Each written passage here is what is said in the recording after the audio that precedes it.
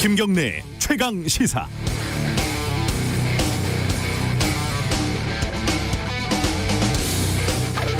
제가 무슨 날 이런 거 참 싫어합니다. 생일 챙기는 것도 민망한데 이 발렌타인데이, 빼빼로데이 뭐 이런 거는 요즘 아이들 말로 극혐입니다. 그래서 뭘 기념하는 것도 질색이죠. 방송의 날을 기념하면 방송을 잘한답니까? 신문의 날 행사를 잘하면 보도를 제대로 한답니까? 오늘이 전태일 열사가 근로기준법 준수를 요구하면서 분신한 지 50주년이 되는 날입니다. 현대자동차 전주공장에 다니는 비정규직 노동자들에게 품질이 낮은 싼 방진 마스크를 지급을 해서 얼굴에, 입술에, 콧구멍에 먼지와 색가루가 가득한 사진이 어제 공개가 됐습니다. 이렇게 일을 하고 200만 원 남짓 받는다고 합니다. 코로나로 3M 마스크를 구하기가 힘들었다고 사측은 말하고 있다고 하죠. 당신들이 직접 현장에서 일을 해야 한다면 구하기 힘들었다 이런 말이 나왔을지 모르겠습니다. 보통 말하는 험한 일을 하는 사람들이 안전하게, 소박하게, 행복하게 살 수 있는 세상은 50년이 지났지만 아직 오지 않았습니다. 앞으로 오기 더 힘들어질 것 같다 이런 서글픈 생각도 듭니다. 이재갑 노동부 장관이 전태일 열사 묘소에 꽃을 갖다 바치고 문재인 대통령이 전태일 열사에게 훈장을 추서했습니다. 그래요, 좋은 일이죠. 그런데 이 전태일 열사가 그 꽃을, 그 훈장을 기꺼이 받을지 모르겠습니다. 기념보다는 노력, 시간, 행동 이런 것들이 아직 어울리는 시간입니다. 11월 13일 금요일 김경래 최강시사 시작합니다.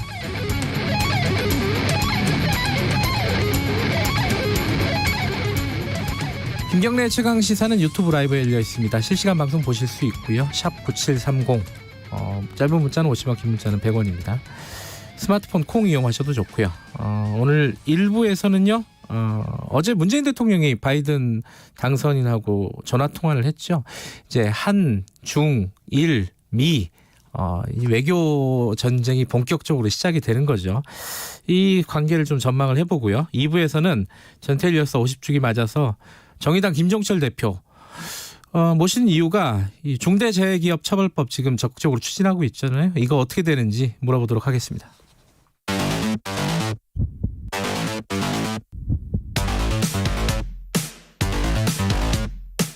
오늘 아침 가장 뜨거운 뉴스 언박싱.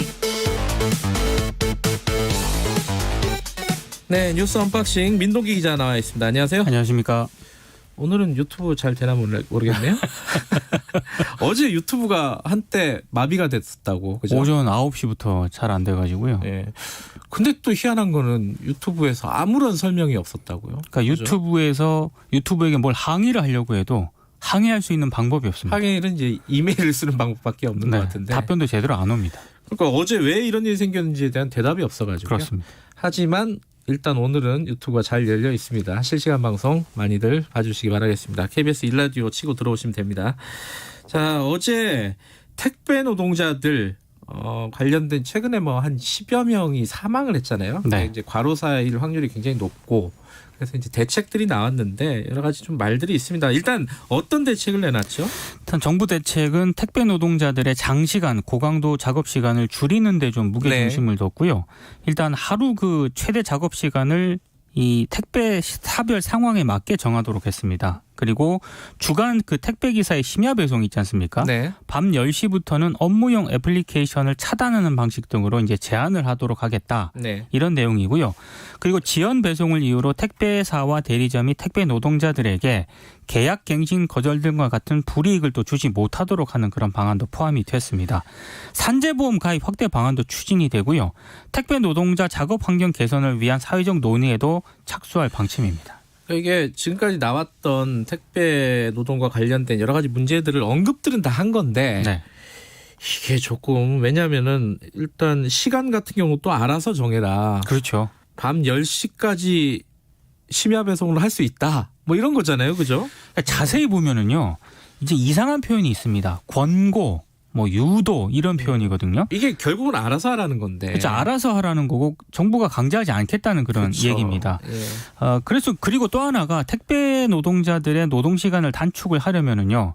인력 충원이라든가 설비 자동화가 같이 가야 되거든요. 네. 근데 이런 부분에 있어서는 특별한 언급은 없습니다. 그러니까 정부가 일정 부분 예산 지원을 하더라도 업체들이 기존 방식을 고수할 가능성이 크다는 그런 문제 제기가 나오고 있고요. 네. 그리고 방금 말씀하셨지만 이 심야 배송 마감 시한 예시를 밤 10시로 들었는데 여기에 대한 비판도 제기가 되고 있습니다. 바로 어제 택배 노동자 과로사 대책위원회가 성명을 발표를 했거든요. 네. 노동부 장관이 밤 10시까지 일하는 것에 대해서 적정 작업 시간이라고 언급하는 것은 매우 부적절한 처사다라고 비판을 했습니다. 근데 이게 이제 결국은 핵심은 본질적으로는 돈이잖아요. 돈. 그렇죠. 이게 네. 택배 수수료 문제가 당연히 나올 수밖에 없어요. 왜냐하면 적정한 임금이 보장이 된다면 이렇게까지 일 안 하거든요. 사람이라는 게. 네. 근데 그 부분은 어떻게 지금 조정을 할 수 있을까요? 이게 참 정부가 내년 상반기 중에 택배 가격 구조 개선 방안도 마련하겠다라고 얘기를 네. 했거든요. 근데 이게 왜 정부가 내년 상반기라고 했냐면 택배 가격 인상은 소비자 부담 증가로 이어지기 때문에 네. 사회적 논의를 거쳐야 한다 이런 입장입니다. 네. 근데 지금 택배 노동자들 입장에서 보면은요.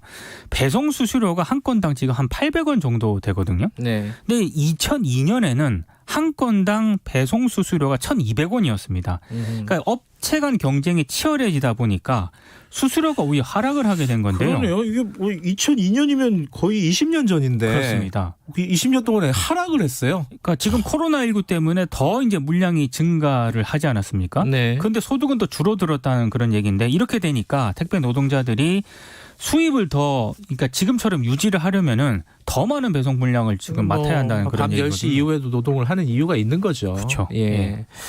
근데 이거는 소비자들하고 또 연관이 되기 때문에 그래서 정부가 예. 사회적 논의가 필요하다. 내년 상반기 중으로 좀 개선 방안을 마련하겠다라고 입장을 내놓았습니다. 그러니까 소비자도 부담이 되고 지금 택배 회사들은 사실 호황 아니겠습니까? 호황이죠. 그죠? 예. 택배 회사들도 적절하게 좀 부담을 해야 될 것이고 네. 그리고 요금 체계도 어떻게 해야 될지 소비자들도 한번 좀 열어놓고 생각은 해봐야 될 것 같다. 조금 인식을 바꿀 예. 필요는 있는 것 같아요. 이거는 어쨌든 사회적인 논의, 전체적인 논의가 네. 필요하다라는 거고요. 어제 좀 시끄러웠던 게 추미애 장관이 또 나왔습니다. 이 추미애 장관은 하루라도 안 나오는 날은 없는 것 같습니다. 뉴스에. 그죠? 민주당 예결위원장이 어제 좀 약간 자제하라는 취지로 얘기를 했는데도 네. 본인의 입장을 계속 얘기를 하더군요. 민주당 예결위원장이 민주당인데 민주당입니다. 예. 적당히 좀 하라고 계속 얘기를 했는데 네. 적당히는 안 하시는 것 같고 일단 어제는 휴대전화 비밀번호 해제법을 만드는 걸 검토하겠다. 이거는 왜 나오는 얘기입니까 이게? 그러니까 그 한동훈 검사장을 예. 폭행한 혐의로 최근 그 기소가 된 정진웅 광주지검 차장검사 있지 네. 않습니까?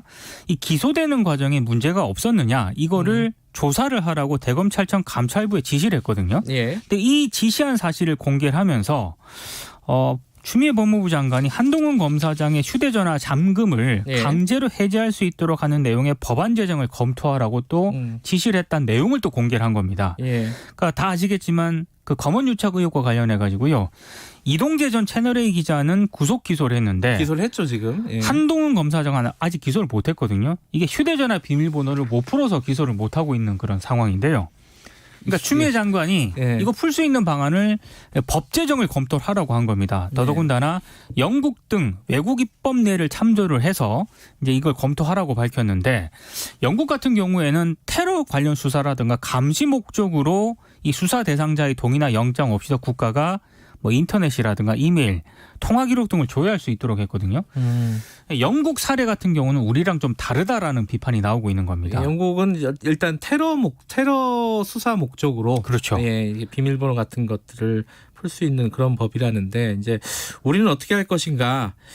이게 당연히 이게 그거잖아요. 이게 형사법상으로 보면은 피고인 피의자 방어권이 같은 있죠. 경우는 자신에게 불리한 말을 안 할 권리가 있단 말이죠. 그렇습니다. 근데 비밀번호도 자기한테 불리하면은 얘기 안 할 권리가 있는 건데 본질적으로는 네. 그거를 이제 법적으로 어떻게 강제할 수 있는 방안을 마련하라는 거잖아요. 그러니까 그 비판이 좀 많은 게요. 네. 일단 시민의 기본권 전반에 영향을 미칠 수 있는 법안일 수도 있잖아요. 네. 근데 이걸 법무부 장관이 지시했다는 데 대해서 우려가 나오고 있고요. 네. 휴대전화 여는 거를 거부했다고 처벌을 하는 것 자체가 네. 이게 위헌 소지가 있다라는 그런 비판도 나옵니다. 네. 뭐 이번에 그 민주당을 탈당한 금태섭 전 의원 같은 경우에는요. 피의자 휴대전화 공개 강제 법안 제정 지시를 인권 유린이라고 비판을 했는데 이 법은 자백하지 않으면 불이익을 주겠다는 법하고 도대체 무슨 차이가 있느냐라고 비판을 했고요.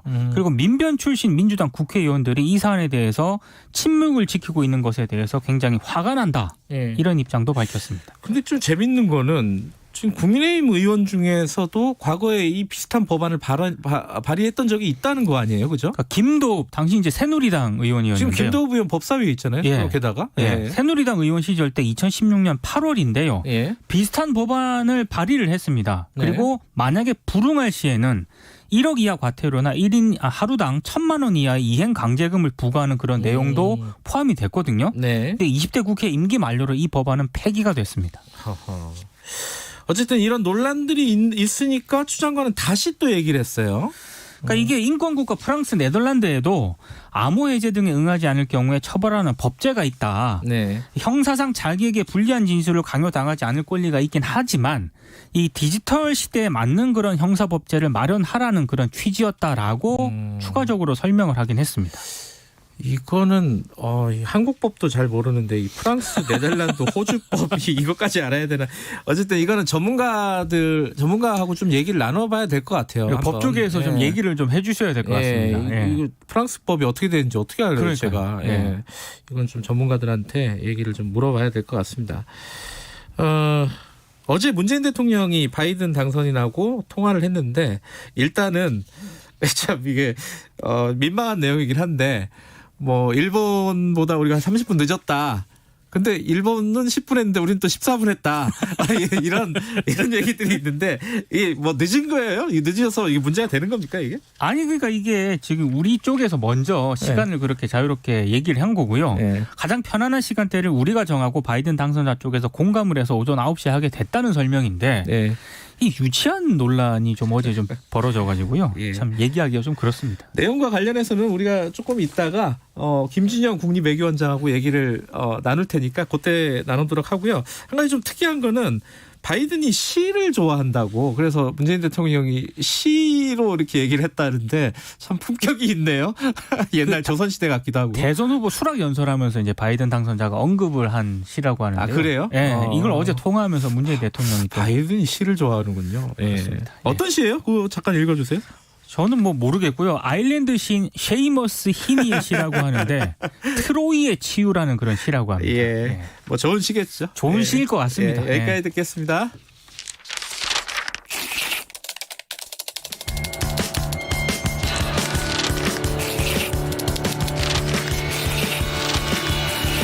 민동기의 저널리즘 M. 자, 저널리즘 M 지난주에 좋은 보도 나쁜 보도 하나씩 골라서 말씀해 주셨는데 이번 주도 할 게 없었던 모양이에요. 이걸 갖고 오셨네요.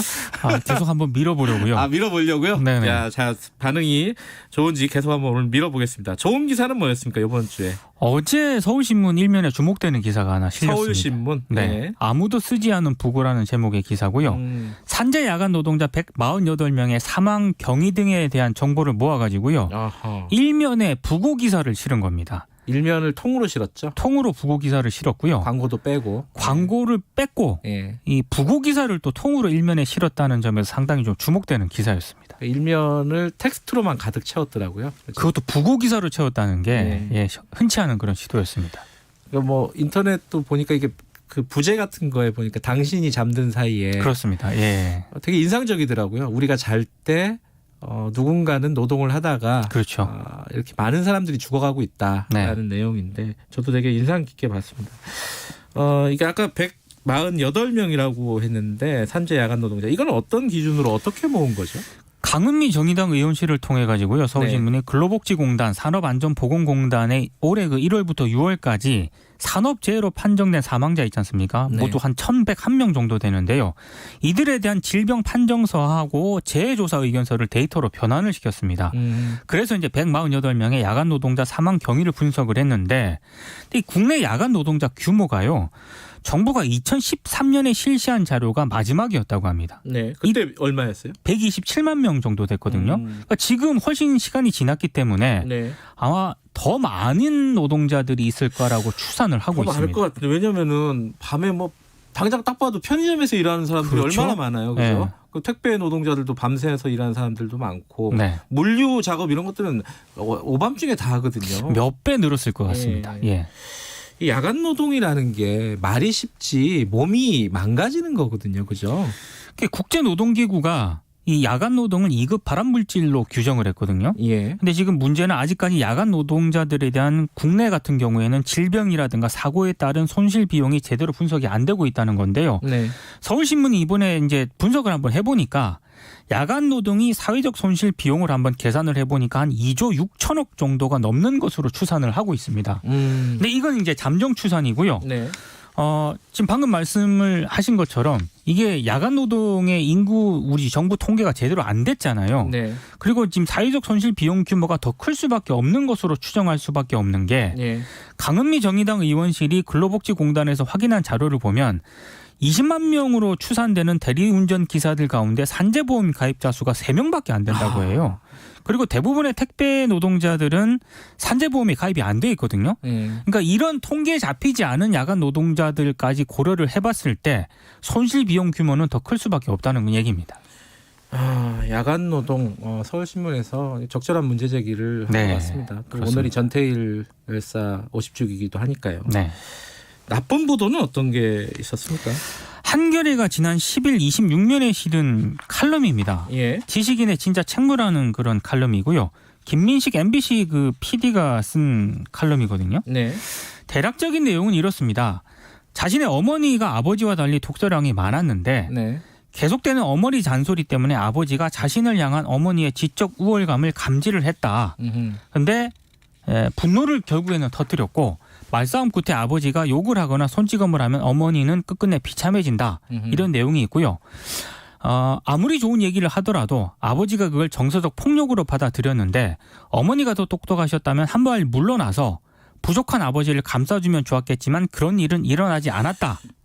이런 내용이 좀 포함이 되어 있습니다. 이게 무슨 얘기인지는 알겠어요. 저는 그렇게 읽었거든요. 저는 이 진중권 교수라든가 최근에 이제 독설을 하는 이제 지식인들을 좀 빗대서 풍자를 한 거다. 그분들을 겨냥한 내용이었습니다. 라고 읽었는데 근데 이제 여기 가정폭력이 약간 정당화되는 듯한 그런 대목 그게 문제가 된 거죠. 그죠? 그렇죠. 그래서 이제 바로 김민식 PD가 사과를 했고요. 일단 죄스러운 마음뿐이다. 무엇보다 철없는 아들의 글로 상처 받으셨을지 모를 어머니께도 죄송하다라고 얘기했고 한겨레도 지난 11일 제2면에 사과문을 실었습니다. 사과문을 실었어요? 그러니까 독자들의 지적이 있기 전까지 이걸 충분히 인식하지 못한 데 대해서 심각성과 책임감을 느낀다라고 사과문을 실었고요. 그 인터넷에 게재를 하지 않았습니까? 그거는 삭제를 해버렸습니다. 기사를 아예 인터넷에서는 삭제를 했습니다. 근데 한겨레는 사실 젠더 데스크라는 걸 마련해가지고 성평등이라든가 이런 부분에 대해서 굉장히 문제의식이 수준이 높은 신문사잖아요. 사실 저도 그게 약간 이해가 안 갑니다. 젠더 데스크가 국내 최초로 설치한 언론사거든요. 네. 근데 독자들의 지적이 있기 전까지 이게 전혀 인지가 안 됐다라는 거고요. 그 관련해서 이정현 한겨레 젠더 데스크가 지난 10일 개인 SNS에 또 본인도 사과문을 별도로 올렸거든요. 네. 근데 이런 점을 보면은 좀 평가할 대목은 있는 것 같아요. 왜냐하면 필자도 그렇고요. 해당 매체에서도 재발 방지 노력을 또 얘기를 하면서 이제 제대로 사과를 하는 게 아니겠습니까? 근데 지금 하루에도 엄청난 칼럼이 실리는데 그 칼럼 보면서요. 이거는 사과를 해야 될 칼럼 같은데라고 생각하는 칼럼들이 굉장히 많거든요. 그런 것과 비교를 해보면 상당히 좀 평가할 대목은 있는 것 같습니다. 알겠습니다. 오늘 여기까지 듣죠. 뉴스 언박싱 저널리즘 M 일주일 동안 고생하셨습니다. 민동기 기자였습니다. 고맙습니다. 고맙습니다. 듣고 계신 지금 시각은 7시 39분입니다. 당분간 맑은 날씨가 이어지겠습니다. 대기가 매우 건조합니다. 고기압권 내에서 맑은 날씨가 이어지면서 건조특보가 내려져 있는 영동과 경북 일부 지역에서는 각별한 화재 예방에 대한 유의가 필요하겠습니다. 중부지방은 오전까지 구름이 좀 많겠고요. 영서지방과 경기 북부지방으로는 오전까지 빗방울이 떨어질 수 있겠습니다. 남부지방은 그대로 맑은 날씨 유지되겠고요. 내일도 맑은 날씨입니다. 그러다가 수요일과 금요일 사이에 건조함을 완전히 해소시켜줄 비가 비가 오겠습니다. 강수 기간이 긴 만큼 양이 많을 걸로 예상되고 있습니다. 오늘 낮 최고 기온 서울, 전주, 대전 18도, 광주 19도 등 15도에서 21도의 분포로 일교차가 10에서 15도 안팎으로 크게 나고요. 내일도 비슷한 기온 예상되고 있습니다. 오늘 수도권과 충청, 전북 지역으로 미세먼지 모두 나쁨 단계입니다. 지금 서울의 기온은 9.4도입니다. 날씨 정보였고요. 다음은 이 시각 교통 상황 알아보겠습니다. KBS 교통정보센터의 김은아 씨입니다. 네, 돌발 상황 때문에 정체가 심해진 곳도 있습니다. 영동고속도로 강릉 쪽이고요. 지금도 신갈분기점 부근 3차로에서 화물차 관련 사고를 처리 중이라 5km 구간이 막히고 있습니다. 수도권 제일순환고속도로는 판교에서 구리 방향인데요. 판교 분기점 부근에 있던 사고는 정리됐지만 영향이 더해져 청계요금소부터 9km 구간 정체고요. 판교 분기점 부근 4차로에는 고장난 차까지 발생했습니다. KBS 교통정보센터였습니다. 최강 시사.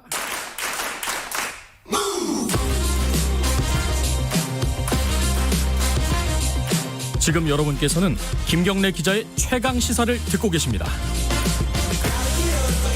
네, 어제 문재인 대통령이 바이든 미국 대통령 당선인과 전화 통화를 했습니다. 자, 본격적으로 이제 열린 거죠. 외교의 무대가 미국, 일본, 한국, 중국 뭐 이 중심으로 한 외교가 어떻게 펼쳐질지 이게 좀 우리한테는 굉장히 중요한 일입니다. 김준영 국립외교원장과 함께 이야기 나눠보겠습니다. 원장님 안녕하세요. 네, 안녕하십니까.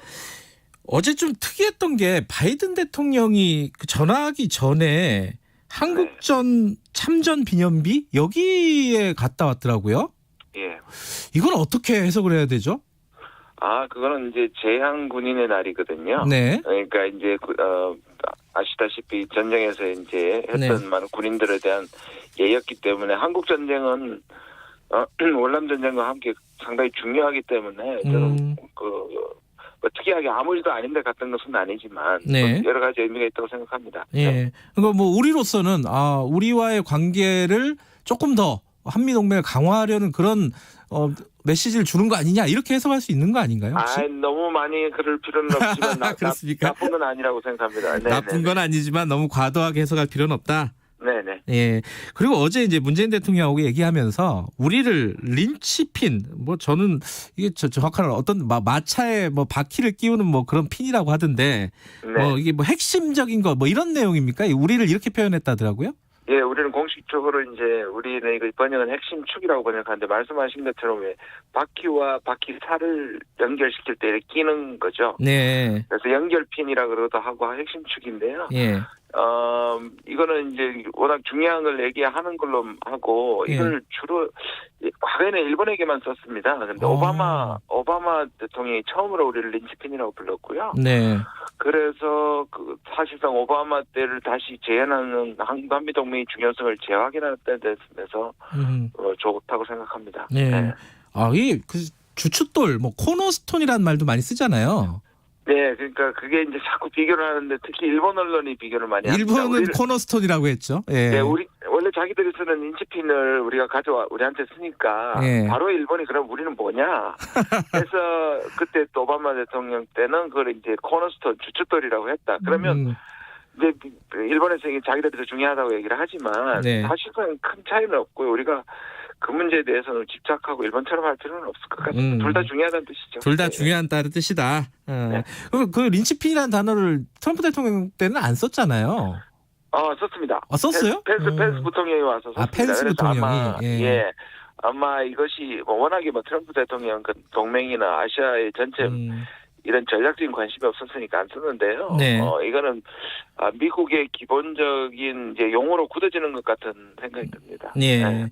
자, 이제 문제는 남북 관계, 북미 관계, 그리고 거기 뭐 한일 관계, 뭐 여러 가지 것들이 이제 문제인데 하나씩 좀 여쭤보겠습니다. 먼저 북한 관련돼서는요. 이게 확 달라진다. 트럼프 때보다 확 달라진다. 어제도 이제 북핵 관련된 얘기를 콕 집어서 바이든 당선인이 했다는 얘기도 있었고요.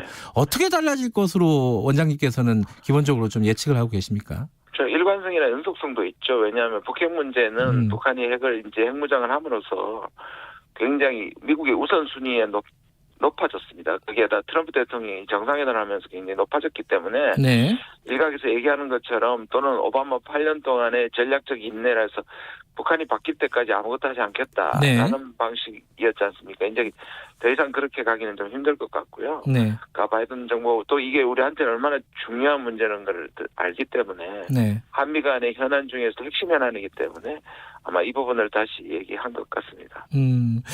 혹시 북미 정상회담이나 이런 것들은 아예 좀 현실적으로 어려운 거 아니냐 이렇게 좀 부정적으로 보는 시각들도 있던데. 예, 근데 이제 보통 이렇습니다. 지난 30년 동안 회담을 했었는데 주로 예. 회담장 협상장에 갔던 사람들이 민주당입니다. 네. 그리고 민주당은 기본적으로 실무 협상을 우선합니다. 근데 예. 실무 협상이라는 게 검정, 사찰, 신고, 제재 이런 부분에 주로 관련이 되기 때문에 네. 이게 이제 보통의 바텀업이죠. 네. 그러니까 이게 이제 북한이 별로 좋아하는 방식은 아니죠. 그리고 예민하기 때문에 잘 교착 상태에 빠집니다. 근데 전체로 보면 트럼프 대통령 때는 탑에서 잘 이루어졌는데 다운으로 잘 가지 않았고 우리가 탑다운이라고 하는데 예. 문제점은 탑에서는 되는데 다운은 실천이 잘 안 됐고요. 예.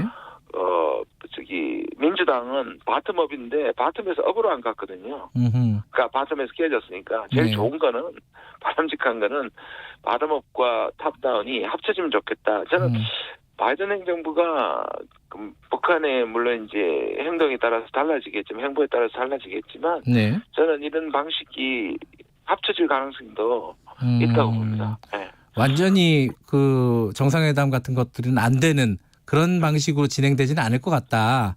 왜냐하면 그 대통령 토론했을 때 후보 토론했을 때 사람들 네. 그 북한에 대한 말을 한번 했었죠. 2차 네. 토론에서 이제 북한을 떡이라 그래서 깡패 예. 이렇게 얘기해서 사람들은 거기에 집중했는데 예. 그 뒤에 한 말에도 좀 더 집중할 필요가 있습니다. 어떤 말요? 왜냐하면 예. 북한이 핵구에 대한 조치를 하게 되면 만나겠다 했거든요. 그 전까지는 안 만나겠다는 게 더 강했고 또 북한의 조치가 뭐 CBI대라든지 트럼프 대통령 쪽에서 강하게 얘기했던 네. 북한이 완전 비핵화하면 만나겠다 이런 방식이 아니었기 때문에 저는 네. 좀 유연해졌다 보고 그 북한의 조치에 따라서 정상회담도 아주 불가능한 건 아니다 이렇게 생각합니다. 또 중국 얘기도 안 여쭤볼 수가 없는데 이 중국 같은 경우에는요. 지금 우리 그 시진핑 그 주석이 방한을 올해 연내하겠다라는 뜻을 서로 간에 지금 계속 얘기하고 있지 않습니까? 네. 그리고 이제 바이든 대통령도 곧 우리가 이제 가서 만날 가능성이 높고요. 네. 우리로서는 이게 양쪽에서 다 이제 정상과 만나게 되는 건데 이게 중간에 끼는 새우 같은 꼴이 될 것인지 아니면 우리는 어떻게 지금 이 전략적으로 짜야 되는 건지 기획을 해야 되는 건지 어떻게 지금 생각하십니까? 네, 뭐 새우와 돌고래냐 새우냐는 돌고래냐 새우냐인가요? 네, 돌고래 정도 되면 우리가 사실 어느 정도 주도권을 가지고 할 수 있는 일이고요. 저는 오히려 지금 정부가 이전되면서 그리고 미국 내부에 지금 코로나라든지 경제 문제 너무 많은 일들이 있기 때문에 네. 한국의 사실상 역할이 저는 굉장히 중요해졌다고 보고요. 네. 물론 미중 사이에서 끼어 있다는 것도 사실이지만 네. 실제로 최근에는 한중 관계도 좋고요. 한미 관계도 좋기 때문에 그리고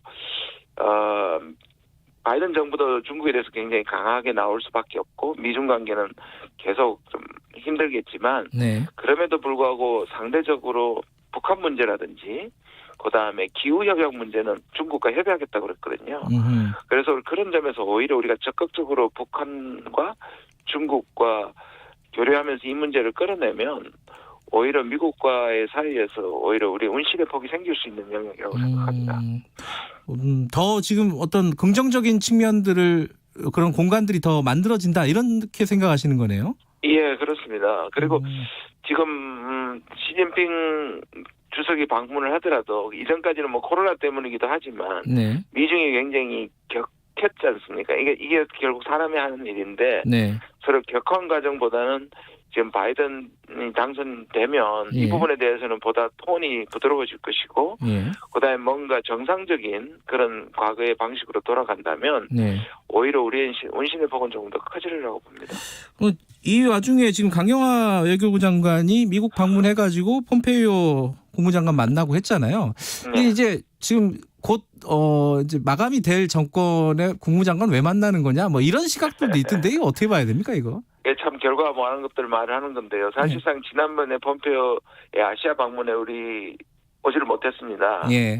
그때 우리 그 문제점 중에 이유 중에 하나가 트럼프 대통령이 코로나 바이러스에 확진이 되는 바람에 다시 돌아간 거거든요. 예. 그때 우리한테 대한 결례에 대한 것으로 초청을 했던 것이고 예. 그때 이미 폼페오 장관의 스케줄상 그때였던 겁니다. 만약에 트럼프 대통령이 당선됐다면 신의 한 수라고 얘기했을 텐데 그런데 이게 이제 바이든이 됐지 않습니까? 근데 그걸 만약 취소해버리면 그건 엄청난 결례인 거고 예. 내년 1월 20일까지는 원래 미국은 싱글 프레지던시라고 해서 한 대통령만 한다는 강한 전통이 있기 때문에 예. 저는 이게 그렇게 뭐 해석할 부분은 아니라고 생각합니다. 그 일본 얘기도 하나 간단하게 여쭤볼게요. 그 이제 한일 관계 개선에 대해서 미국은 지금까지는 별로 그렇게 개입하지는 않았잖아요. 근데 바이든 대통령은 어떤 입장을 취할까요? 트럼프 대통령이 말씀하신 것처럼 거의 개입을 하지 않았습니다. 예, 그래서 사실상 한일 관계가 계속 어려워지는데 미국의 중재가 필요한 경우가 꽤 있거든요. 그래서 일단 바이든 당선인은 그 오바마 8년 때 사실 미일 관계가 굉장히 좋았고요. 네. 그것이 우리한테는 좀 압박이 되는 측면도 없지 않지만 네. 적어도 이 부분에 대해서 한미동맹, 미일동맹이 미국한테 엄청 중요하기 때문에 네. 이 부분에 대해서 적어도 중재할 것은 분명해 보입니다. 지금 이제 새 정부가 출범을 할 것이고 미국에서는요. 이제 아까 제가 말씀드렸듯이 한중일 미 이런 외교 간의 어떤 물밑 작업들이 계속 벌어질 겁니다. 그러면 이제 청취자분들 굉장히 이게 복잡하고 헷갈리는 문제입니다. 이 외교 문제가. 어떤 걸 보면은 앞으로 외교가 어떤 식으로 펼쳐진가를 알 수 있다. 이런 뭐 이벤트라든가 이런 꼭 봐야 되는 어떤 그런 게 있나요? 아무래도 인선이죠. 인선. 이제 인선 같은 것들이 굉장히 중요해질 것이고요. 네. 그도 아까도 말씀드린 것처럼 한 70일 정도 지금 1월 20일까지 남아 있는데. 네. 지금 트럼프 대통령이 불복하고 있어서 이게 혼란스럽긴 하지만 네. 이 기간 동안은 누구도 그러니까 가는 대통령 오는 대통령도 누구도 마음대로 독단적으로 못하게 되어 있습니다. 그래서 지나치게 어느 한쪽으로 네. 뭐 우리가 가서 방문한다든지 이런 것들은 사실은 좀 자제할 필요가 있고요. 네. 말씀드린 것처럼 어떤 인물이 특히 우리 외교안보라면 네. 국가안보보좌관과 국무장관, 네. 국방장관 세 가지 포스트가 가장 중요합니다. 그런 분들이 어떤 성향이고 어떤 대북관, 어떤 동맹관을 가지고 있는지가 굉장히 중요한데요. 지금 물망에 떠오르는 사람들이 대체로 협상에 무게를 두고 있고 동맹을 중시하기 때문에 네. 큰 걱정은 안 하셔도 될 것 같습니다. 바이든 대통령 되면 북미 관계라든가 남북 관계 이거 큰일 생길 것 같이 막 이렇게 걱정하시는 분들 많은데 원장님께서는 그렇게 생각하지 않으시는 거군요, 그죠? 예, 보다 합리적이고 네. 워낙에 바이든 자체가 외교의 전문가입니다. 36년 동안 외교 상원의 외교위원을 했고요. 네. 부통령 8년을 했기 때문에 이분 자체가 되게 합리적이고 네. 또 외교의 달인이라고 하니까 네. 걱정 안 하셔도 될 것 같습니다. 알겠습니다. 너무 걱정하지 말라는 네네. 김준영 원장님 얘기였습니다. 고맙습니다. 네, 감사합니다. 네, 김준영 국립외교원장이었고요. 너무 걱정하지 말라고 하시는데 그래도 걱정되는 부분이 있죠, 그죠? 앞으로 잘 지켜보죠. 김경래의 최강시사 1부는 여기까지 하고요. 2부에서는 아까 말씀드렸듯이 정의당 김종철 대표 스튜디오에 모십니다. 중대재해기업처벌법 이거 국회에서 본격적으로 논의가 되고 있는데 어떻게 될지 아직도 좀 미지수입니다. 우리 좀 자세히 좀 물어보겠습니다. 잠시 후 8시에 뵙겠습니다.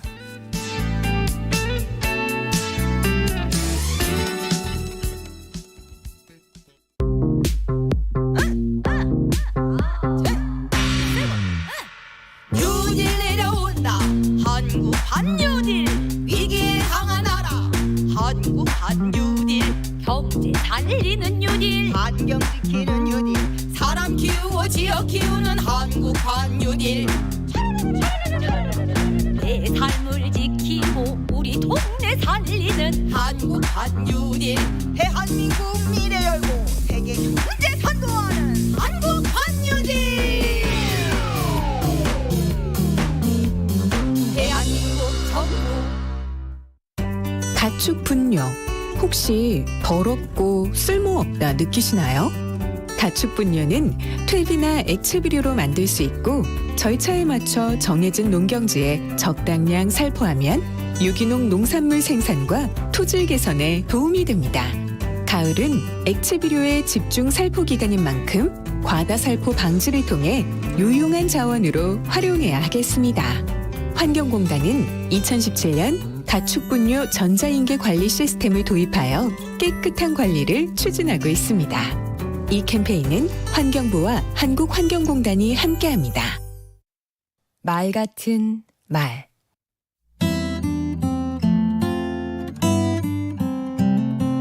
안녕하세요. 강원국입니다. 제 나이 59. 참 애매한 나이입니다. 무엇인가를 하자니 늦은 것 같고, 그렇다고 아무것도 안 하자니 살아갈 날이 많고요. 지금까지 제가 가장 믿는 것은 시간의 힘입니다. 역량이 부족하고 타고난 재주가 없어도 시간을 들이면 된다고 생각하며 살아왔습니다. 시간은 누구에게나 항상 24시간 공평하게 주어지니까요. 대통령의 글을 쓸 때도 그렇고 다른 일을 할 때도 이렇게 내게 주어진 시간이 늘 의지가 됐습니다. 다른 건 몰라도 시간으로 겨루는 건 자신 있다. 내가 잘할 수 있는 걸로 승부를 내자는 생각으로 일했습니다. 그건 지금도 그렇습니다. 저보다 말을 잘하는 분들이 참 많습니다. 저는 그런 분들을 보면 다른 건 몰라도 저분들보다 오래 살자.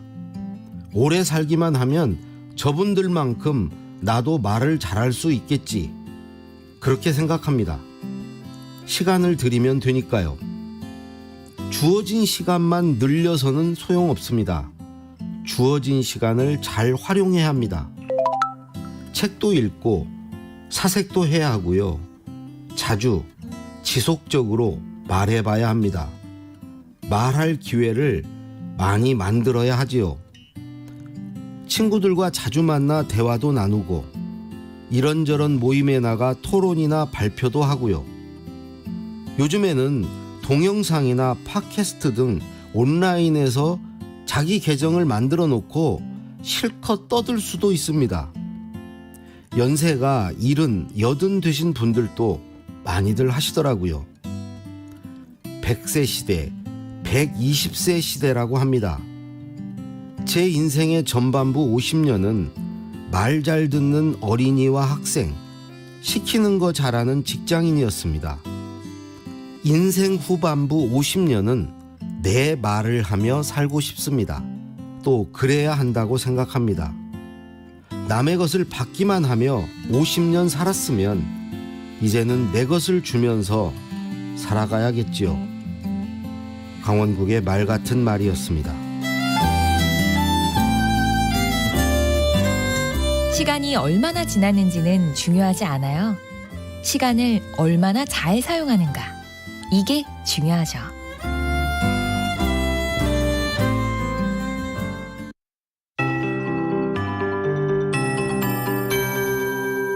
KBS 58분 날씨. 고기압의 중심권에서 중부지방은 구름이 알알이 보이는데요. 오늘 중부지방은 오전까지 구름이 많이 끼겠고 중북부지방으로 빗방울이 조금 떨어질 수 있겠습니다. 남부지방은 대체로 맑은 날씨가 이어지겠습니다. 복사 냉각에 의해서 아침 기온은 5도 안팎을 유지하고 있습니다. 서울은 예년보다 3, 4도 높은 기온을 보이고 있는데 그럼에도 아침에는 좀 쌀쌀함이 감돕니다. 낮에는 전국적으로 20도에 육박하는 기온까지 오르겠습니다. 서울과 대전, 전주 18도의 낮 기온 예상되고요. 강릉과 대구, 광주 19도 등 15도에서 21도의 분포를 보이겠습니다. 10월에도 비가 뜸했고 11월에도 현재까지는 비 양이 예년보다 적었습니다. 현재 영동과 경북 일부 지방에 건조특보가 발효 중입니다. 그 밖의 지역도 건조합니다. 각종 화재 예방에 신경 쓰셔야겠습니다. 오는 수요일부터 금요일 사이에는 늦가을 비치고는 많은 양의 비가 이어질 걸로 예상되고 있습니다. 내일 대체로 맑은 날씨 되겠고 동해안과 제주에는 흐린 가운데 오전에 빗방울이 조금 떨어질 수 있겠습니다. 내일 서울의 아침 최저 기온은 7도, 낮 최고 기온 18도 정도로 거의 비슷한 기온 양상을 보이겠습니다. 이렇게 기상 여건 고름 패턴 이어가겠습니다. 지금 서울의 기온은 9.8도, 습도는 71%입니다. KBS 58분 날씨 강혜종입니다.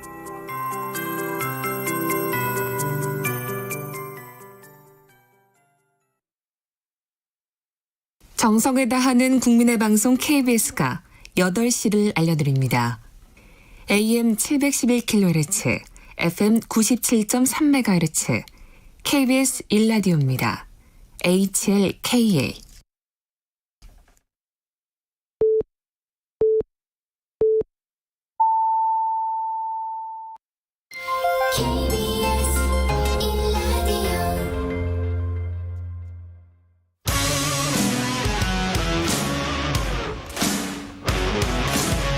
뉴스타파 기자 김경래 최강 시사.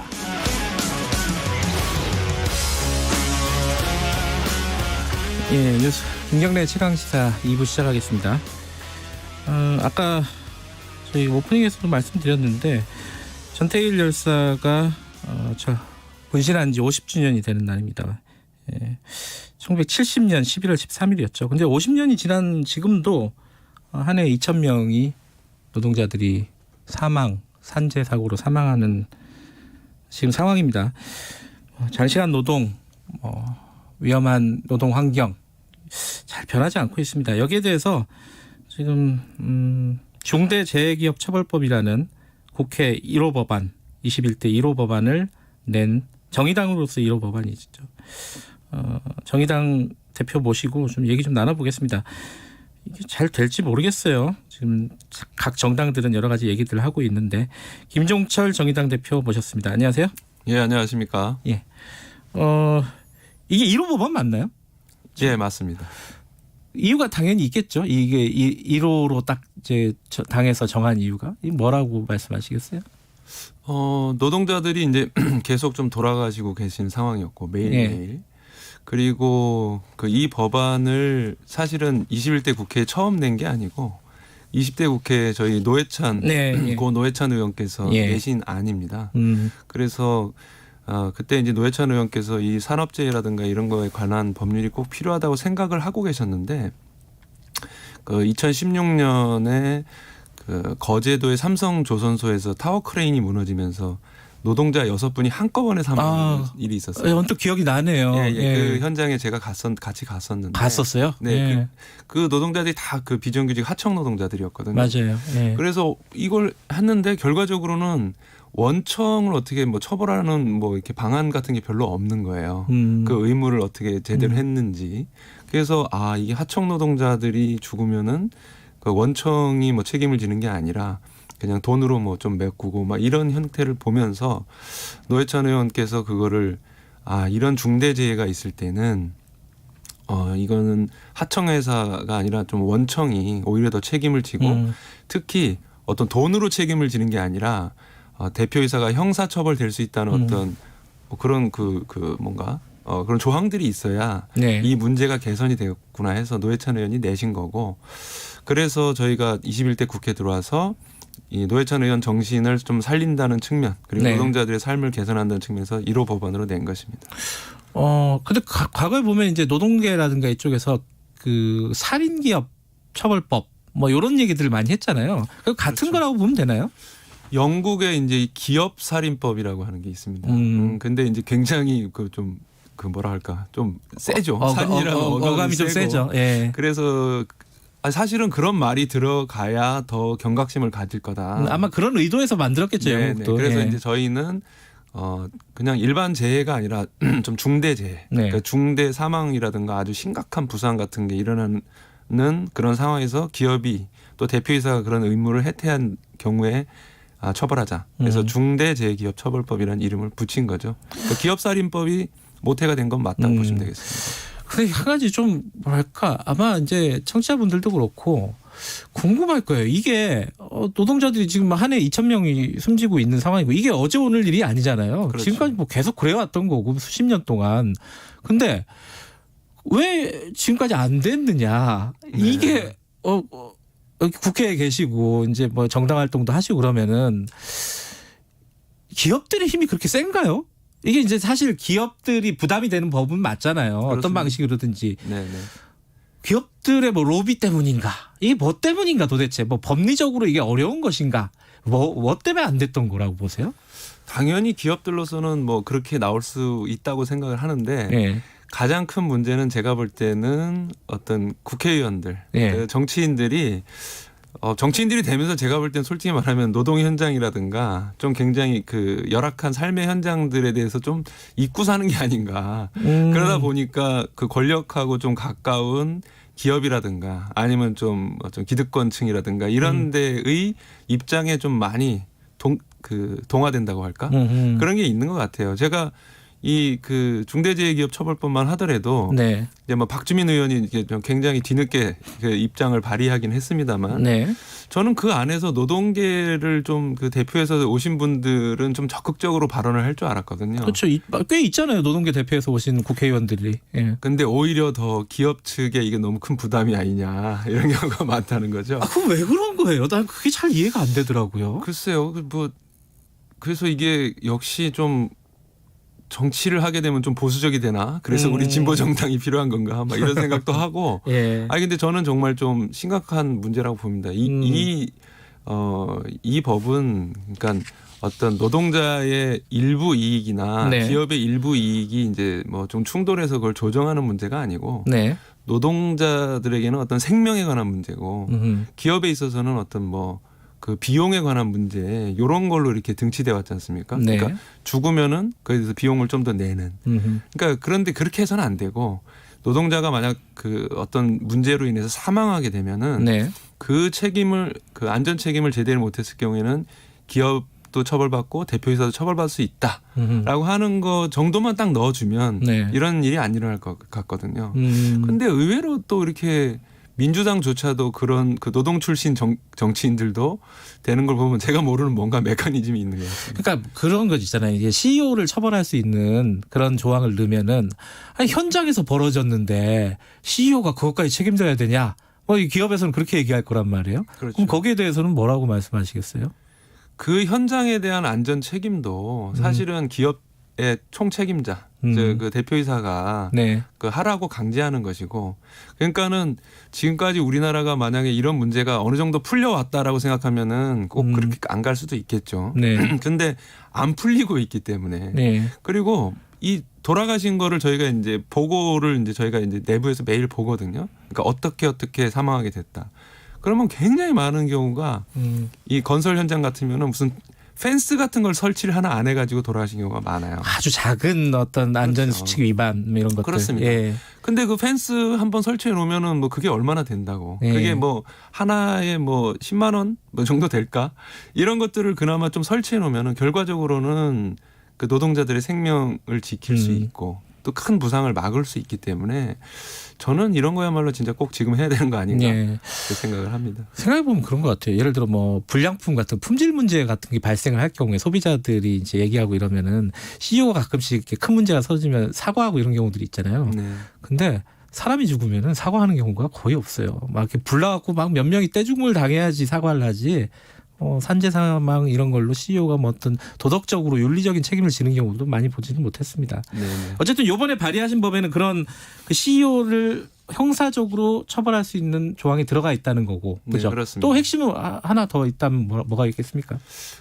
징벌적 손해배상이 좀 들어가 있죠. 이런 거가 그냥 이렇게 그 뭐 사망에 따른 비용을 그냥 그 뭐 똑같이 물게 하거나 네. 뭐 이런 부분이라거나 또 저희 중대재해기업처벌법에는 그 이제 가습기라든가 어떤 그 세월호 문제라든가 네. 이런 그런 참사에 대해서도 중대재해로 규정을 하고 예. 하는 게 포함이 되어 있습니다. 물론 지금 그 이것까지 포함해서 논의가 될 수 있을지는 지금 좀 봐야 되겠으나, 근데 이런 부분에 대해서 그냥 단순히 똑같은 비용으로 무는 게 아니라 징벌적으로 손해배상을 할 수 있어야 기업이 더 책임을 갖고 임할 수 있을 것 같다. 네. 이런 게 들어가 있는 게 특징이라고 보시면 되겠습니다. 근데 이제 좋은 법인 것 같은데 국민들한테는 아쉽게도 정의당 의석수가 법을 통과시킬 수 있는 의석수가 안 되잖아요. 그러면 네. 이제 국민의힘하고 더불어민주당이 어떤 입장을 취하느냐가 이제 중요할 텐데, 일단 국민의힘은 되게 전향적으로 나왔어요. 그죠? 그 네. 부분은 예상하셨습니까? 사실은 예상하지 못했습니다. 그렇죠. 그게 꽤 놀라운 일 아니에요, 이거는? 그런데 이게 예. 고마우면서도 예. 고맙다. 어쨌든 좋으면서도 예. 한편으로는 좀 우려가 되는 게 있습니다. 어떤 게 우려가 돼요? 이게 많이 얘기되고 있지만은 예. 이게 김종인 위원장의 그냥 개인 플레이인가? 아하. 이런 게 있을 수 있어요. 그러니까 예. 제가 이제 그 당대표가 되고 나서 이제 각 당을 예방할 때 김종인 위원장하고 네. 그 얘기한 것 중에 하나가 그 노동개혁 관련한 얘기를 했었거든요. 근데 갑자기 그런 얘기를 김종인 위원장이 하면서 근데 저도 노동개혁이 필요하다고 보는데 그게 해고 자유화만을 뜻하는 거라면 좀 동의하기 어렵다 했더니 그거 아니다. 그러면서 1930년대 그 스웨덴에서 도입했던 뭐 산별노조 이런 거 뭐 이러면서 이제 그런 얘기를 하시는 거예요. 그러니까 유럽식 노동관계를 얘기하시는 거예요. 유럽을 좋아하시니까 김종인 위원장. 독일에서 네. 많이 하셨으니까. 네. 근데 이게 제가 좀 들으면서는 이게 그냥 이분의 그냥 개인 생각인 가능성이 높겠다. 이렇게 생각했거든요. 근데 네. 다만 이번에 그 중대재해기업처벌법 같은 경우는 그냥 개인의 생각을 얘기한 것에서 머물지 않고 예. 저희 그 정의당의 강은미 원내대표, 그러니까 예. 이 중대재해기업처벌법을 발의한 강은미 원내대표를 직접 불러서 간담회에서 발표를 하게 했거든요. 예. 그래서 이 정도라면 뭔가 여기도 그 좀 내부적인 그 동의가 있었던 것인가 이렇게 좀 생각을 하게 됐는데, 근데 좀 다른 목소리도 흘러나오고 있어서 그렇죠. 좀 봐야 될 것 같아요. 그리고 민주당 얘기도 해보면은 일단 박주민 의원이 아까 말씀하셨잖아요. 그 발의를 했어요. 이름도 같죠. 중대재해기업처벌법. 네, 뭐 그죠? 세부적인 강론은 이름은 약간 차이가 있지만 사실은 핵심적인. 약칭으로는 예. 같습니다. 뭐가 다른 겁니까? 정확하게는? 뭐 처벌 수위 같은 게 약간 다른 건 있지만 네. 그거는 뭐 이제 논의하면 되는 네. 것 같고요. 가장 큰 차이가 이게 적용 유예. 적용 유예. 예, 그러니까는 이 법은 만든다. 네. 하지만 50인 미만 사업장의 경우에는 이 법의 적용을 4년간 유예한다. 이게 이제 박주민 의원 안에 포함이 돼 있습니다. 뭐 어떤 현실적인 고려를 했던 것 같은데 예. 여기에 대해서는 어떻게 생각하십니까? 조정이 가능합니까? 이 부분은? 근데 조금 조정을 하더라도 다르게 조정해야 된다고 예. 저희는 좀 보고 있는데요. 내부적으로 논의해봐야 되겠지만 예. 왜 이 문제가 좀 중요하냐면은 올해 7월부터 9월까지 통계를 보면은 사망 노동자의 79.1%가 거의 80%네요. 네. 예. 그러니까 10명 중에 8명이 예. 50인 미만 사업장에서 돌아가셨거든요. 작은 사업장에서. 작은 사업장에서 예. 돌아가셨어요. 그러면은 만약에 이 법을 4년간 유예한다고 하면 이 80% 노동자들에 대한 대책이 4년 동안 유예되는 거죠. 네. 근데 항상 보면은 이 유예라고 하는 것이 어떤 의미를 갖고 있냐면은 네. 4년간 유예한다 그러면 제가 볼 때는 3년 6개월까지는 변화가 없을 겁니다. 왜냐하면 당장에는 이 법이 없는 거랑 마찬가지예요. 유예된다는 거는. 그러면 3년 6개월이나 이때까지는 거의 변화가 없다가 막판에 부랴부랴 하는데 또 그때 50인 미만 사업장의 현실이 그렇게 크게 변화하겠습니까? 또다시 유예가 나오고 뭐 어쩌고저쩌고 이렇게 될 가능성이 높죠. 뭐 증세할 때마다 해마다 유예하는 거랑 비슷하게 그렇게 흘러갈 수도 있다. 그렇습니다. 주 52시간제도 예. 그 사실은 뭐 이렇게 그 300인 이하가 1년 6개월 예. 유예되고 내년 6월부터는 이제 50인 미만도 이제 적용돼야 되는데 또 준비 안 됐다 하면 또 유예되는 거거든요. 그래서 차라리 그렇다면은 유예를 할 게 아니라 단계적으로 처음에는 어쨌든 적용한다. 근데 처벌을 조금 뭐 낮추거나 아니면 뭐 손해배상액의 강도를 조금 낮추더라도 일단은 반드시 시행한다. 하지만 이게 시간이 갔는데도 개선이 안 된다면 점점 높여가는 네. 시간에 따라서 예를 들면 저는 주 52시간제도 이 정도까지 계속 유예될 거라면 네. 예외 없이 첫 해에는 60시간에서 58시간으로 한다. 예외 없다. 그러면 약간 주는 거니까 다들 좀 할 수 있을 거 아닙니까? 그 다음에는 56시간으로 또 2시간 줄인다. 그 다음에 54시간, 4년 차이는 52시간으로 한다 하면 내년에 모든 사업장이 52시간이 될 수 있는 거예요. 그런데 그렇기 때문에 유예보다는 시행을 한다. 처벌을 시행하는데 단계적으로 높여간다. 그래서 완성한다고 하는 방식이면은 또 어떻게 괜찮지 않을까. 여하튼 이 유예 조항은 상당히 저희로서는 받아들이기 힘든 조항입니다. 지금 민주당이 좀 복잡한 것 같아요. 그 박주민 의원 안도 나왔고, 근데 내부적으로는 이게 중대재해기업 처벌법 이런 거 만들지 말고 산업안전보건법으로 가자. 그래갖고 과태료나 이런 쪽으로 가자라는 의견도 내부적으로 있는 것 같아요. 근데 이낙연 대표는 또 교섭단체 대표 연설할 때 이 중대재해기업처벌법을 얘기를 했단 말이에요. 그렇죠. 민주당 상황을 어떻게 봐야 돼요? 난 잘 복잡해서 잘 이해가 안 돼요. 그러니까 그 안에서 예. 그 저희가 끊임없이 요구하는 게 이게 당론 채택이거든요. 이걸 예. 무슨 뭐 당론이 채택되지 않은 상태에서 그냥 자유투표를 맡긴다거나 이런 거는 안 되는 거고. 네. 그러니까 저도 그 내부에서 뭐 제가 직접 갈 수는 없고 이제 여러 기자들을 통해서 예. 이렇게 듣고 있는 거는 아까 말씀드렸지만 노동 출신 그 의원들이 오히려 더 기업 측의 입장을 하니까 노동을 더 이렇게 좀 뭔가 더 입장을 얘기할 만한 사람들이 좀 없다고 보여지고 그리고 기존 산안법 개정안 수준으로 가면은 말씀하신 대로 그 이제 어떤 액수 같은 게 좀 늘어나거나 아니면은 대표이사까지 처벌하는 게 아니라 그건 네. 되게 어렵고 네. 그냥 현장 관리자에 대해서 그냥 처벌하는 그런 문제로 갈 수 있기 때문에 개선되는 게 별로 없을 것이다. 이렇게 좀 저희는 생각하는 거죠. 김정철 대표께서 이낙연 대표하고 김정인 위원장하고 셋이 만나자 제안을 했잖아요. 네네. 답은 아직 안 왔죠. 왔어요? 아직 안 왔습니다. 근데 오늘 아침에 보도 보니까 이낙연 대표 측, 그러니까 민주당 측에서는 흘러나온 얘기가 지금 못 만난다. 정리돼야 만날 수 있다. 이렇게 그 얘기 들으셨어요 혹시? 예, 그 보도를 봤고, 예. 근데 저는 그건 당연하다고 생각합니다. 왜냐하면은 저를 만난다는 것 자체는 네. 중대재해기업처벌법의 큰 취지에 대해서 동감하고, 근데 좀 세부적인 강론을 이제 얘기해보자라는 취지에서 만날 거 아닙니까? 그렇죠. 제가 그런 걸 저희 정의당이 굉장히 세게 얘기하고 있는데 만나서 사실 나는 오늘 뭐 김종철 대표 정의당 안에 대해서 반대하러 나왔다 이렇게 얘기는 못할 거 아니에요. 국민들이 이 법이 네. 굉장히 중요하다고 생각하는데 그래서 저희는 내부적으로 그 입장이 정리되면은 아마 그 어떤 회동이라든가 이런 게 제한이 있을 거라고 보고 네. 빨리 내부적으로 잘 정리하셔서 만남의 시간을 가졌으면 좋겠습니다. 예, 청취자 서주연님께서 이천화재 기억하시죠? 네. 예, 이천화재 돌아가신 분 아내께서 이런 얘기를 했다 그러네요. 이 법안, 이 중대재해기업처벌법, 이 법안만이라도 통과가 돼서 다른 사람들은 안 죽길 바란다. 이런 말씀을 하셨다고 합니다. 국회에서 좀 진지하게 논의가 진행이 됐으면 좋겠고요. 관련된 얘기긴 한데 어제 택배 과로노동 이 부분에 대한 대책이 나왔어요. 근데 노동계 쪽에서는 이게 뭐 알아서 하라는 거 아니냐 결국은 이런 불만들을 얘기하고 있단 말이에요. 어떻게 평가하십니까 정부 대책들은?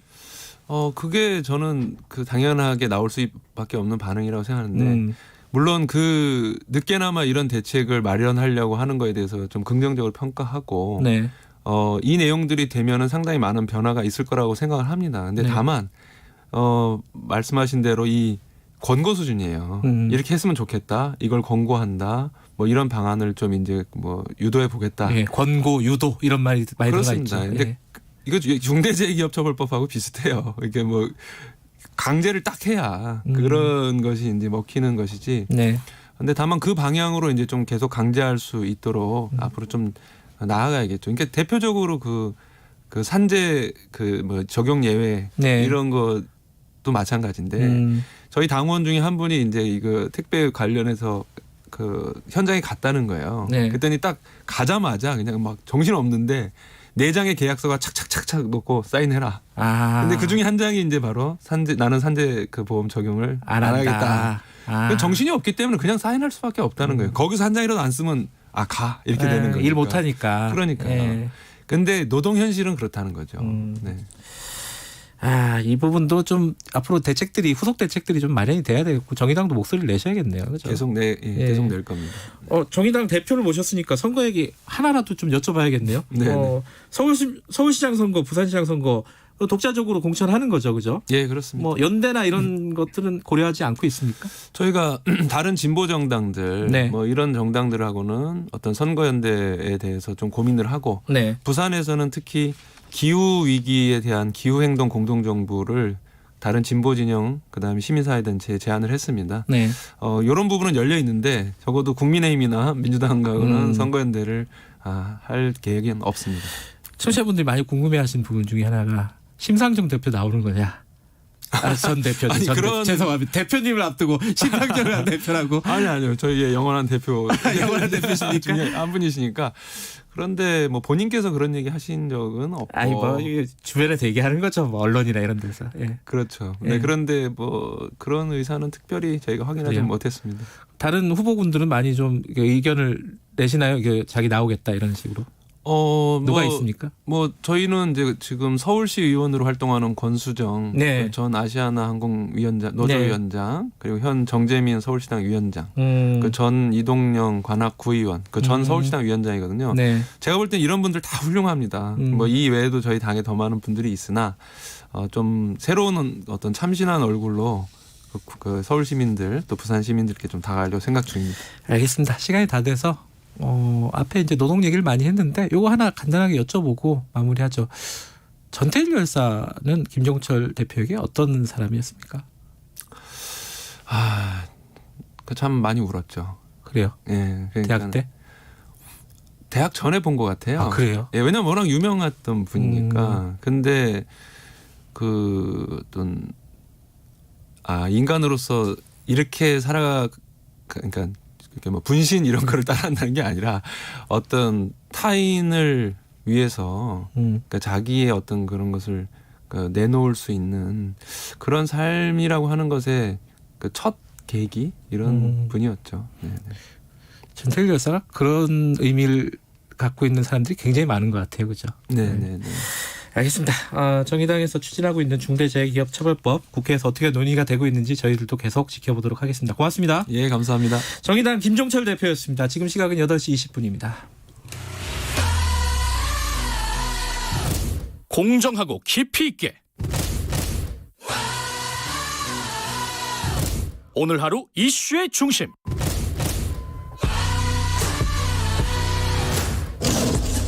김경래의 최강 시사.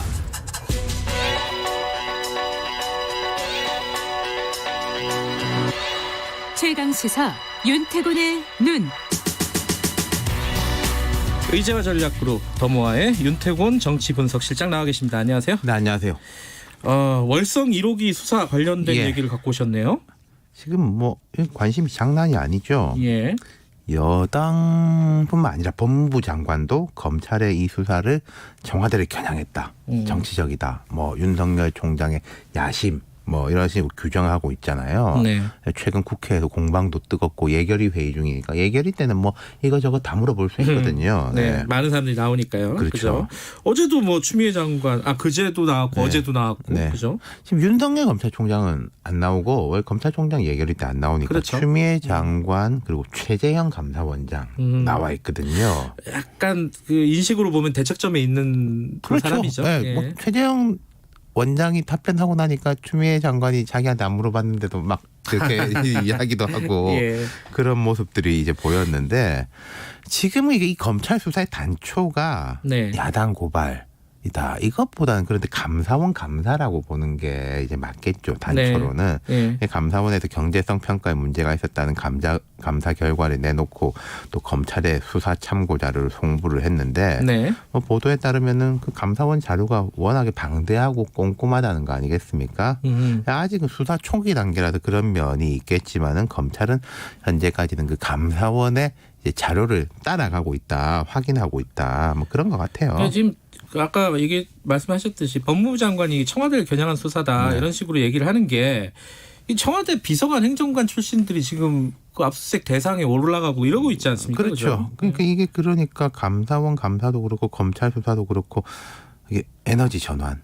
그 반대쪽 부정적인 쪽에서는 탈원전이라고 부르는 그 정책이 좋다 나쁘냐 이걸 가리는 건 아니라는 것인데 네. 근데 이제 제가 볼 때 되게 흥미로운 건 여도 야도 다 그렇게 규정하고 받아들이고 있어요. 그러니까 감사원은 검찰은 우린 그거 아니에요라고 하는데 똑같아요. 양쪽이 다. 그 판을 키우고 있다는 거죠. 그러니까 여당은 이거는 에너지 전환 정책에 대한 공격이다라고 하고 야당도 이거 에너지 전환 정책이 잘못됐다라는 이 증거 아니냐라고 하는 건데. 본질적으로는 같은 쪽을 보고 있는 거네요. 그러니까 정치권은 그렇다는 예. 거죠. 감사원은 최재형 원장은 계속 그 감사 대상 자체가 아니고 우리는 경제성 평가가 적절했냐만 본 거다. 그리고 감사원 보고서에는 뭐 그게 옳다 그러다는 말은 없어요. 근데 이제 다 그렇게 해석을 하는 거죠. 아니, 네. 검찰이 이제 청와대를 겨냥했다 이 얘기 나온 게 그 전에도 울산시장 선거 개입 그렇죠. 의혹.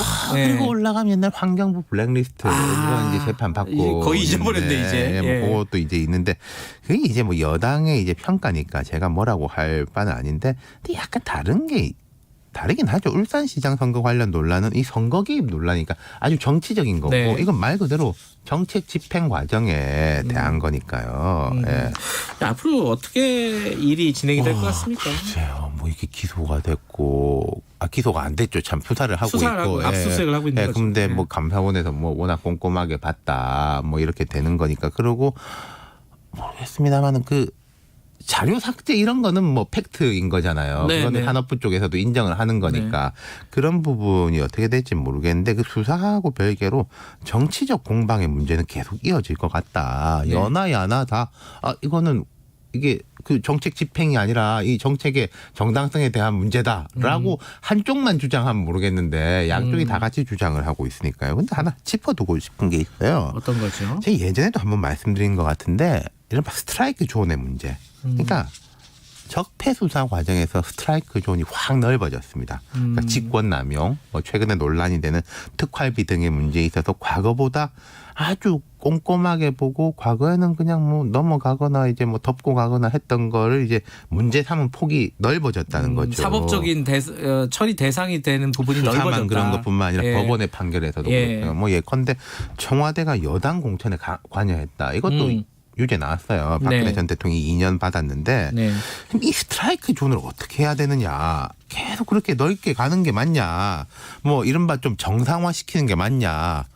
이거는 입법이나 정치의 문제로 풀어야 되는 거예요. 근데 그걸 못하고 방치하고 있고 검찰이 뭐 알아서 해라. 라고 하니까 맨날 시비가 나는 거죠. 사실 검찰이 자의적으로 판단할 수 있는 걸 줄이고 명확하게 하자는 게 검찰개혁의 뭐 큰 핵심 아니겠습니까? 예. 좀 다른 이야기지만은 뻑하면 고소고발하고 그러면은 그 책임을 검찰한테 다 넘기는 거예요. 네. 감사원에 대해서도 또 누가 고소고발했더만요.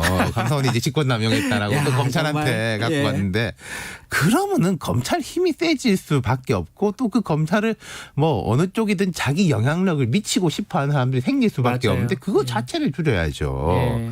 그리고 하나 더 어떤 거죠? 지금 중앙지검에서는 이제 김건희 씨, 윤석열 총장 부인하고 뭐 이렇게 수사하고 있지 않습니까? 예. 뭐 장모권 등등. 그럼 예. 대전지검에서는 원전 문제 수사하고 있죠. 쫙 갈라져가지고 어느 쪽은 중앙지검 응원하고 어느 쪽은 대전지검 화환 보내고 막 그죠. 정말 진풍경이에요. 예. 이게 검찰이 과거에도 욕먹은 적이 많지만은 우리나라가 뭐 지방선거를 선거로 뽑는 지방검사장을 선거로 뽑는 미국도 아니고 예. 그럼 뭐 이 지역은 친여 저 지역은 친야 그럼 뭐 그쪽에다 가가지고 사건 뭐 고발하고 예. 요즘 뉴스 꽤나 본다는 사람들이 어느 사건이 어디로 배당됐는데 거기는 성향이 뭐 어쩌고 저쩌고 막 그런 이야기 많이 하지 않습니까? 우리가 이렇게까지 알아야 됩니까? 솔직히. 검사들 일은 요즘처럼 많이 아는 경우가 그러니까요. 없어요. 뭐 검찰총장도 알까 말까 했는데 검사장은 물론이고 뭐 어디 부장검사, 차장검사 뭐 족보 따지고 그러잖아요. 예, 웃으면서 얘기하지만 진짜 심각한 문제입니다. 그죠? 이게 뭐 윤석열만 없어지면 반대로 추미애만 없어지면 해결될 문제인가? 저는 별로 그렇지도 않다고 봐요. 그러니까 검찰개혁이 뭔지에 대한 깊은 고민이 필요하고 환부, 뭐 검찰을 환부라고 부르면은 되게 기분 나쁘시겠지만은 어쨌든 뭐 예컨대 가정을 해서 이제 검찰을 환부라고 했을 때 이게 환부만 도려내서 해결된 문제 절대 아닌 거예요. 아까 제가 말씀드린 것처럼 뭐 스트라이크 존의 문제, 뭐 나는 이쪽 영향력 미치고 싶고 그게 다 연결돼 있거든요. 그러니까 전반적인 뭐 체질이라든지 이걸 바꾸지 않으면은 환부만 도려낸다고 해결 안 될 겁니다. 부분 국소 수술로는 안 된다. 그렇죠. 예, 이거 검찰만의 문제가 아니고. 예. 네.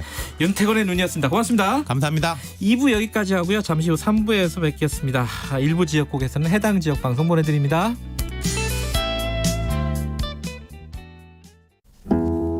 안녕하십니까. 한국의약품안전관리원장 한순영입니다. 약은 질병을 치료하고 예방하는 데 꼭 필요하지만 정상적으로 사용하더라도 부작용이 생길 수 있습니다. 약을 사용한 후 사망, 장애, 입원 진료 등 심각한 부작용이 발생할 경우 의약품 부작용 피해구제 제도로 도움을 받을 수 있습니다. 부작용 피해구제를 위한 재원은 제약업계의 부담금으로 마련됩니다. 이 캠페인은 식품의약품안전처와 한국의약품안전관리원이 함께합니다.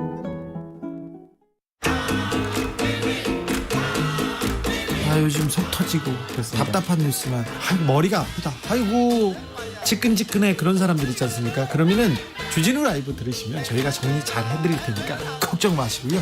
자, 일로 오십시오. 주진우 라이브는 코로나 시대 시사 매일 오후 5시 5분 주진우 라이브.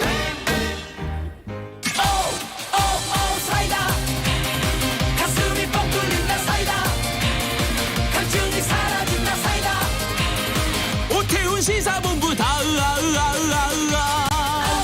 사이다 가슴이 뻥 뚫린다 사이다 할증이 사라진다 사이다 꽉 막힌 시사 이슈 사이다처럼 시원하게 뚫어드립니다. 매일 낮 12시 20분 오태훈의 시사본부. 지금 시각은 8시 30분입니다. KBS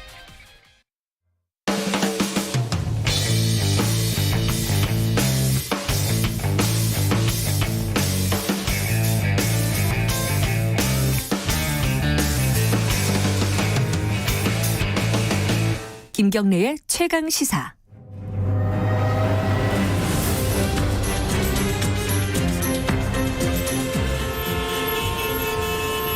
GPS가 연결되었습니다. 김경래의 최강 시사. 여의도 신호등. 한 주간 화제가 됐던 정가 인물을 집중 탐구해보는 시간입니다. 주간 인물 토크쇼 여의도 신호등. 오늘은 한 분만 나오셨습니다. 현근택 변호사님 안녕하세요. 네, 안녕하세요. 현근택입니다. 그리고 또 다른 한 분은 어디 가셨나요? 전화로 연결돼 있나요? 김태현 변호사님 나와 계세요? 안녕하세요. 예. 어디 무슨 특파원 부르는 것 같네요. 어디세요? 어딘데 안 오시는 거예요? 아니 제가 지금 지방을 좀 내려갈 일이 있어가지고요. 아하. 가다가 잠깐 섰어요.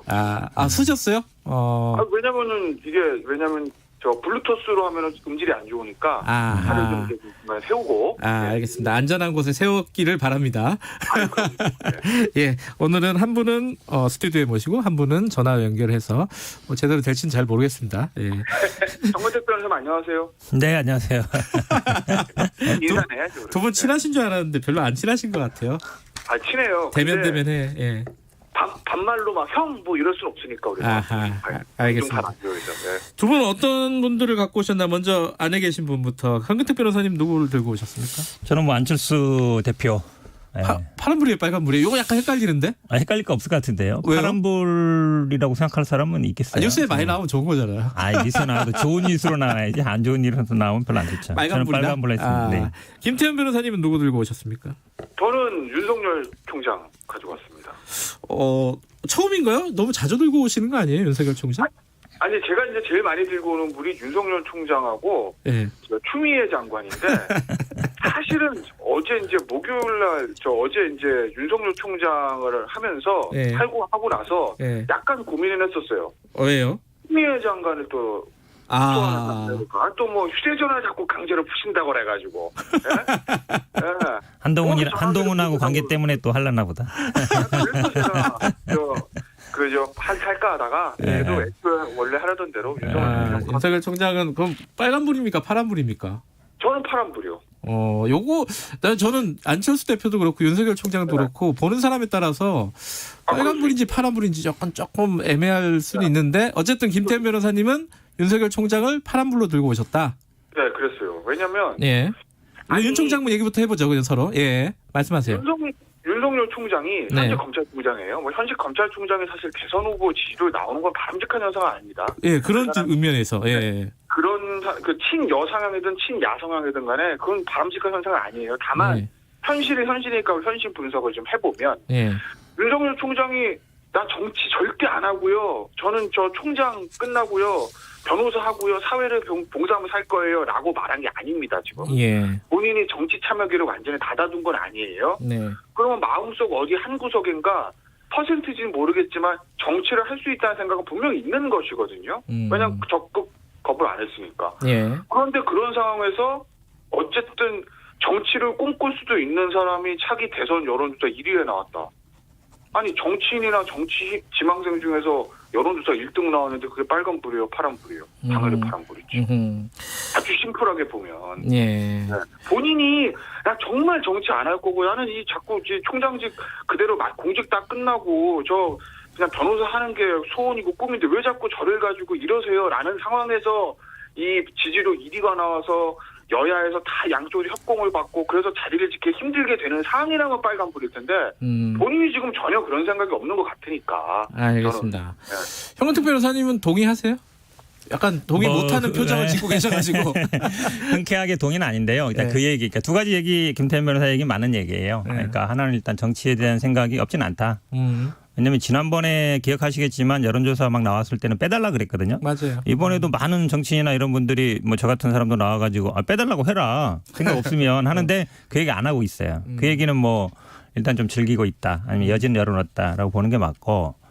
두 번째는 어쨌든 김태현 변호사 얘기처럼 정치에 생각 있는 사람 중에 대권 지지 1위를 해본 사람이 대한민국에 아마 한 손가락 꼽을 거예요.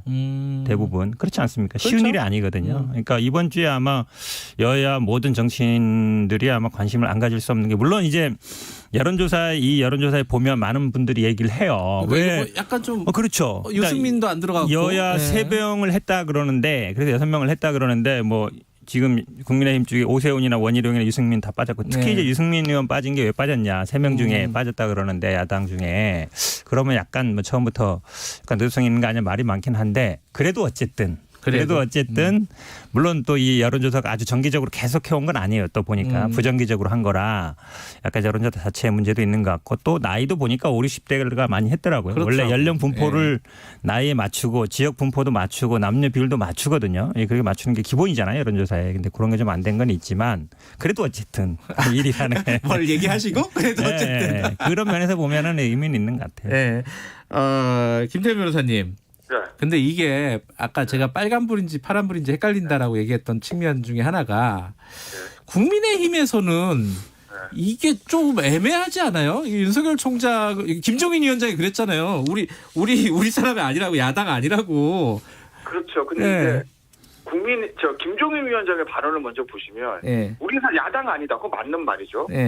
정부 여당 사람 중에서 1위다 이런 식으로 표현했는데 정부 여당 사람은 맞습니까? 그것도 사실은 아니거든요. 정치적 어떤 사이드를 보면 위치야 현직 공무원이니까 정부다 이렇게 할 수는 있겠지만 정치적 입장은 뭐 그것도 아니잖아요. 근데 김종인 비대위원장을 제가 속마음까지는 정확히는 알 수는 없으나 그 누가 국민의힘 지금 비대위원장 또는 당대표라도 하더라도 어제처럼 그런 워딩이 나올 수밖에 없을 거예요. 상황 자체는.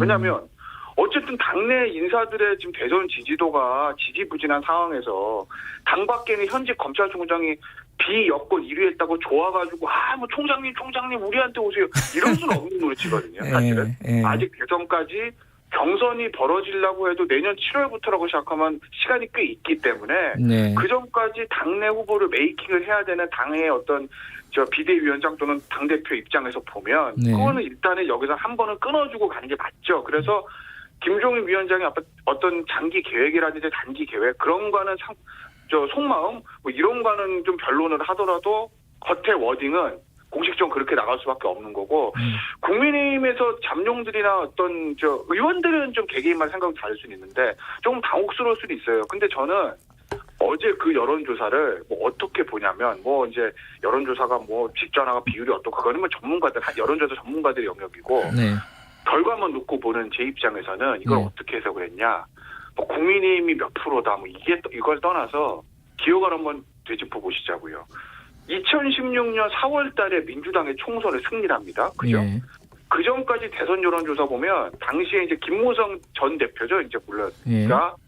계속 1위를 한 20개월 동안 1위를 해왔고 반기문 유엔 사무총장이 조금씩 올라오는 경우도 있었고 그런데 총선에서 민주당이 승리한 다음에 당시에 문재인 전 대표가 1위로 올라섭니다. 그 이후에 1위를 거의 뺏기지 않고 대선을 이기고요. 그 이후에 여론조사 보면 최근 4년간 민주당 계열이 아닌 사람이 여론조사 대선 후보 1위를 한 적이 없어요. 간혹 예를 들면 뭐 반기문 유엔 사무총장 잠깐 1위를 한 적이 있지만 총선 이후 지금 한 5년 됐잖아요. 2016년 4월 기준으로 하면 4년 넘었잖아요. 그 4년 동안 대부분 민주당 계열 후보들이 1위를 했다는 거죠.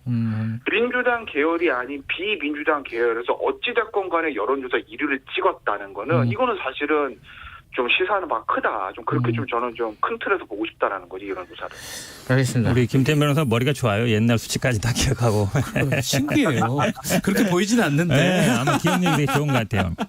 근데 고맙습니다. 왜 칭찬을 다 해주시네. 근데 이제 지난번 이게 아마 지금 야당의 태도를 보면 처음에는 굉장히 박수를 많이 쳤어요. 잘한다 뭐 이러다가 최근에서 약간 이제 선을 긋고 있는 게 보이는데 그게 뭐 보통 우리 매기 효과라는 게 그런 거잖아요. 매기가 들어오면 다른 물고기들이 긴장해서 막 열심히 해서 이 사람도 큰다는 걸 전제로 하는데 지금 이제 매기 효과가 아니라 매기 세상이 돼버린 거죠. 다 잡아먹게 생겼으니까. 그러니까 오히려 다른 물고기들이 건강하게 커야 되는데 다른 물고기들이 다 잡아먹고 이제 매기밖에 안 남을 상황이 되니까 그러면 안 되는 거잖아요. 근데 결국은 지금 야당이 아마 윤석열 총장을 받아들이긴 쉽지 않을 거예요. 왜냐하면 뭐 이명박 박근혜 구속했던 전력이 있고 그다음에 정치 지금까지 아마 갑자기 뭐 대권 후보로 막 1위로 났던 분들이 대부분 보면 국회의원이라든지 아니면 장관 뭐 수석이라든지 지방자치단체라든지 그런 경험이 없는 분들이었어요. 근데 박정희 전두환 말고 쿠데타로 잡은 사람 말고 지금까지 대통령 한 사람들은 어떤 식으로 의안에 국회의원을 했든 자치단체를 했든 뭐 장관 수석을 했든 두 가지 정도는 했던 분들이에요. 왜냐하면 정치형에 들어왔단 말이에요. 근데 그렇지 않은 사람들 제3의 영역에 있던 고건이든 아니면 예를 들어 지금 반기문이든 정몽준이든 이런 분들은 정몽준은 국회의원 했었죠. 말고 뭐 이런 분들 보면 대부분 인기는 있었지만 실제로 그걸 만들어내지 못했거든요. 저는 윤석열도 아마 그러면 만약에 정치를 한다 그러면 제3의 후보로 남을 가능성이 더 크다. 어차피 여당에서는 받지 못하고 당연히 야당에서도 쉽지 않고 그럼 제3의 후보로서 많은 사람들을 모일 수 있지만 그렇게 본다 그러면 뭐 저희 입장에서는 나쁘지 않다 오히려. 3자 구도가 됐을 때는 뭐 저는 민주당이 뭐 이기는 거 어렵지 않다고 보거든요. 그런 면에서 저는 나쁘지 않다고 봐요. 김태현 변호사님, 지금 그 형은택 변호사님 얘기의 전제는 나온다는 전제였어요. 이제 가정이었는데 나올 것 같아요. 이거 짧게 한 마디씩 듣고 안철수 대표로 넘어가죠. 글쎄 그 가능성을 배제할 수는 없는 거죠. 지금 본인이 이제 정치의 뜻이 없다고 밝히지 않은 이상 뭐 총선 나가겠습니까? 4년 후에 뭐 지금 보궐선거가 지금 딱히 잡힌 게 있는 것도 아니고 서울시장 나갈 것도 아니고 그러면 이제 본인이 이제 대선 가는 거라 생각을 하고 있는 것 같습니다. 그러니까 그 가능성을 갖지는 않은 것 같아요. 저는 가능성 배제할 수 없다. 그럼 나왔을 때 그러면 뭐 제3 후보 나올 수도 있고 뭐 국민의힘 들어올 수도 있는데 3자 구도로 치러질 일은 없을 거다. 그러면 야권 사실 멸망하는 거거든요. 어떤 여정도 이제 단일화를 하면 하지. 그건 3자 구도가 치러질 가능성은 극히 드문 거고. 형은택 변호사님 3자 구도를 원하는 것 같은데. 일단 원하겠죠. 근데 이런 건 있어요. 국민의힘 내에서 전직 대통령 2명을 잡아놓기 때문에 뿌리 깊은 반감 그런 게 없을 수는 없죠. 있죠. 근데 다만 그것 때문에 윤석열 총장이 예를 들어서 대선 직전까지 1위를 달리는데 윤석열 총장을 후보로 만들든지 아니면 단일화로 손을 잡든지 뭐 어떤 이런 형태인데 야 우리 전직 대통령 2명 잡아놨잖아. 그러니까 나는 윤석열이라는 사람이랑은 절대 같이 정치 못해. 라는 생각들을 계속 가지고 있는다면 대선 못 이기는 겁니다. 그럼 정치하면 안 돼요. 알겠어요. 형은택 변호사 한마디만 하면요. 지난번 대선 때 생각해보면 알겠지만 반기문 사무총장이 나왔을 때 뭐 이렇게 막 따라갔어요. 우리 지금 야당에 있던 분들이. 근데 이분이 갑자기 나 못할 것 같아. 이러니까 완전히 어찌 보면 이제 낙동강 오리하신 데 됐거든요. 그런 면에서 보면 저는 아마 윤석열 총장이 나와도 거기에 따라가거나 이럴 정치인들이 많지 않을 것 같아요. 그렇게 본다 그러면 같이 하기는 쉽지 않다. 어쨌든 여기까지 하고요. 왜냐하면 안철수 대표 짧게 하고 뒤에 이제 중요하신 분이 예정이 돼 있기 때문에 이 전태일 열사 친구분이 지금 전화 예정이 돼 있어서 안철수 대표 좀 짧게 한번 해보겠습니다. 이 안철수 대표는 제가 궁금했던 거는 이게 형은택 변호사께서 같이 보셨잖아요. 아니 왜 이 얘기를 했을까? 이거 안 통할 게 뻔한 건데 뭐 신당 창당하자, 뭐 새로운 플랫폼 만들자. 이 정치적인 계산이 뭐였을까? 어떻게 보십니까? 그러니까 지금 얘기가 약간 바뀌고 있죠. 그러니까 어쨌든 시장 안 나간다 그러면서 대선을 염두에 둔 뭐 플랫폼이다 이렇게 얘기하는데 뭐 지금 뭐 회사 만드는 것도 아니고 플랫폼 얘기는 결국은 이제 당대당으로 합당하자는 거거든요. 근데 이제 예전 같으면 세력이 있고 이러니까 뭐 당대당 합당 얘기도 되는데 지금은 이제 뭐 100대 3 정도니까 이 당대당 합당이 안 되잖아요. 그러다 보니까 이제 뭐 윤석열도 끌어들이고 금사엽도 끌어들이고 그러니까 반문연대 아니라 그러지만 어쨌든 현 정부에 반대하는 사람 다 모아가지고 이게 맨날 나오는 얘기예요. 뭐 빅텐트니 무슨 뭐 야권 연대니 무슨 뭐 플랫폼인 얘기하는데 결국은 제가 보기에는 안철수 대표의 이 정치적인 생명력이 아마 거의 끝나고 있는 게 아닌가. 왜냐면 이게 안 먹히고 있거든요. 굉장히 암울하게 보시네요. 근데 이제 야당 입장에서 이런 건 있죠. 안품제안이 예를 들어 독자적으로 나왔을 때 시장 후보가 막 3자 구도가 되면 안철수가 나온다든지 이러면 안 될 것 같고. 그러니까 어떻게든 품긴 품어야 되는데 그렇다고 해서 또 당대당으로 합당하기는 좀 이제는 세력이 너무 약하고. 그러니까 독자적으로 안 나갈 정도 선에서는 갖고 있어야 되는 약간 어찌 보면 계륵 같은 존재라 그럴까요? 그런 신세가 된 것 같아요. 김태현 변호사님은 어떻게 보셨습니까? 이번 상황을? 예전에 보면요.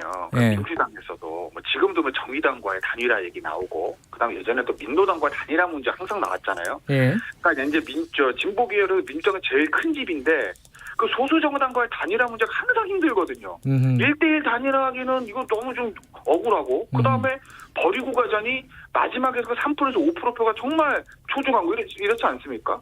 그게 이제 어느 순간부터 이제 야권, 이제 보수 야권에서도 그 일들이 생기는 건데 결국 이제 뭐 언제든 그게 합당이든 연대든 차기 대선에서 단일화를 놓고 지리한 싸움이 시작된 거 아니겠어요? 근데 안철수 국민의당 대표 그걸 생각해야 될 거예요. 우리가 이제 대기업이요. 벤처기업 M&A 할 때 굉장히 조건을 좋게 쳐주는 경우가 있습니다. 정말 보면은 뭐 장부도 별로고 뭐 사람도 없고 아무것도 없는데 왜 그럴까요? 그 벤처기업만이 가지고 있는 독특한 기술 그것 때문에 하는 거거든요. 그러면 안철수 대표가 지금 의원도 2명밖에 없고 당 조직도 별로 없고 이런 상태에서 정말 새로운 플랫폼 만들어가지고 지금 국민의힘이랑 거의 1대1로 하자는 거나 마찬가지거든요. 그러려면 야 안철수밖에 없어. 저기가 아니면 우리다 막 이게를 좀 보여줘야 되는데 안철수 대표가 사실은 2012년에 안철수도 아닐 뿐더러 2016년 대선에도 실패는 했지만 그래도 지지도 굉장히 많이 나왔잖아요. 한때 당시에 이제 후보 시절에 지금 문재인 대통령을 위협하기도 했었고 최소한 그때 정도의 뭔가는 좀 보여줘야 되는데 그게 없는 상태에서 플랫폼 만들어가지고 뭐 국민의힘이랑 1대1 얘기는 하진 않았지만 새 집을 짓자? 그거 따라가십시오. 그러니까 이제 윤석열 총장까지 끌어들이는 거 아니겠어요? 만약에 윤석열 총장가 내가 품고 있다. 라고 하면 가치는 올라갈 수 있을 테니까. 알겠습니다. 윤석열 총장하고 안철수 대표랑 같이 할 가능성이 있나요? 전혀 없죠. 공통점이 전혀 없잖아요. 알겠습니다. 좀 암울하게 두 분 다 보셨는데 갑자기 제가 안철수 대표 편을 들고 싶어지는 마음이 생겼습니다. 자, 오늘 여기까지 듣겠습니다. 멀리서 전화 주셔서 고맙습니다. 다음 주에는 스튜디오 꼭 갈게요. 예, 알겠습니다. 김태현 변호사님이었고요. 고맙습니다. 그리고 현근택 변호사님 감사합니다. 네, 고맙습니다. 김경래 최강기사 듣고 계시고요. 지금 시각은 8시 46분입니다. 김경래 최강시사는 짧은 문자 50원, 긴 문자 100원인 문자번호 샵 9730 무료인 어플 콩으로 참여하실 수 있습니다. 유튜브 라이브로도 함께합니다.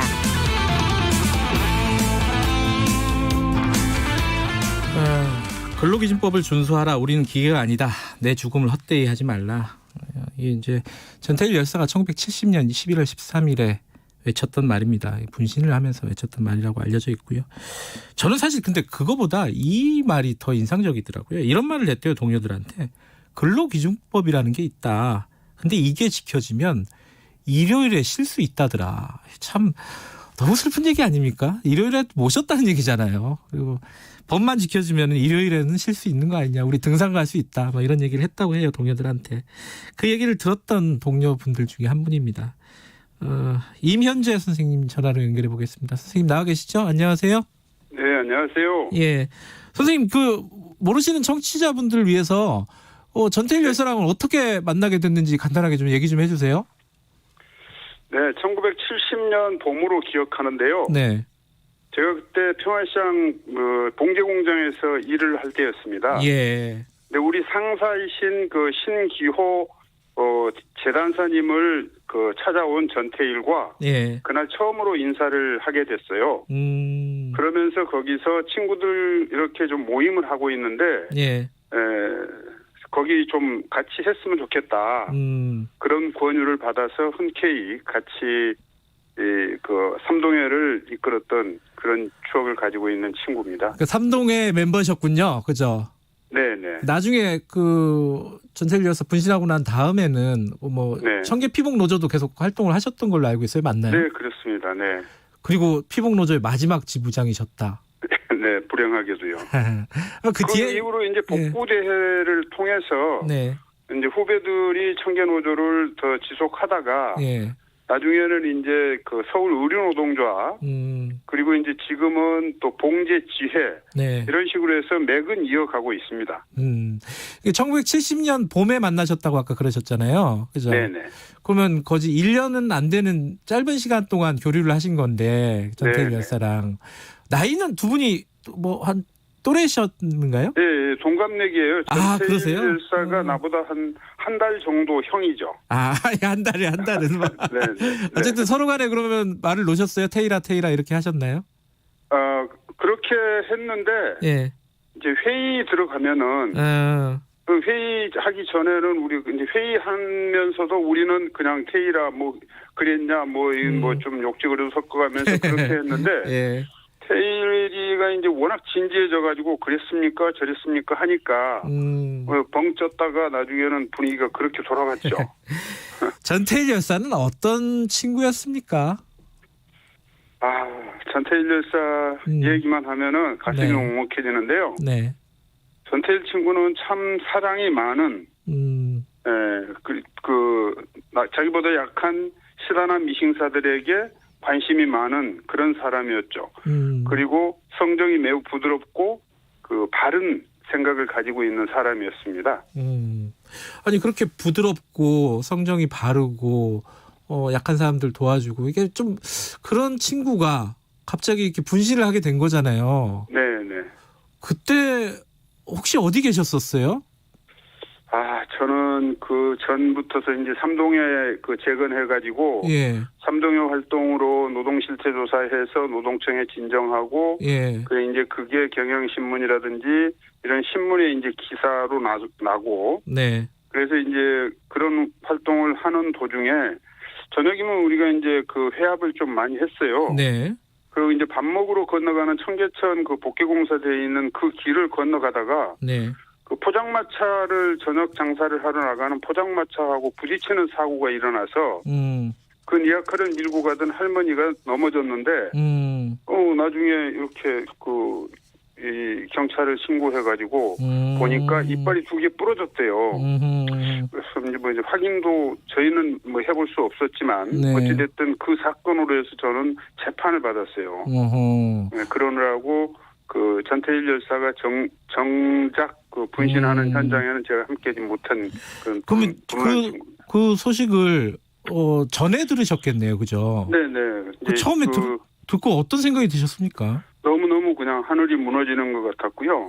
내가 뭐 친구를 죽게 한 것 같았고, 그 자리에 있어서 같이 죽었어야 하는데 하는 생각까지 심지어 들 정도였어요. 그럼 그 뒤에 노조 활동을 열심히 하신 것도 그 친구 전태일에 대한 어떤 부채감 이런 것 때문인가요? 그것도 많았고요. 이제 저도 뭐 사실은 이제 보면은 좀 뭐라 그럴까 이런 일은 옳다고 생각하거나 뭐 이제 그래서 저도 그 처음에 적극적으로 그 삼동회 활동을 했던 중 한 명이거든요. 그래서 이제 그런 사명감도 있었고 물론 이제 부채감도 있었고 그런 여러 가지 복잡합니다. 그 노조 활동 뒤에 하시면서 또 옥살이도 하셨다고 제가 들었어요. 그 처음에도 이렇게 흔쾌히 이렇게 전태일 열사가 친구분이 같이 하자고 하니까 또 같이 했다고 하셨는데 그런 일에 적극적으로 하신 이유가 뭐예요?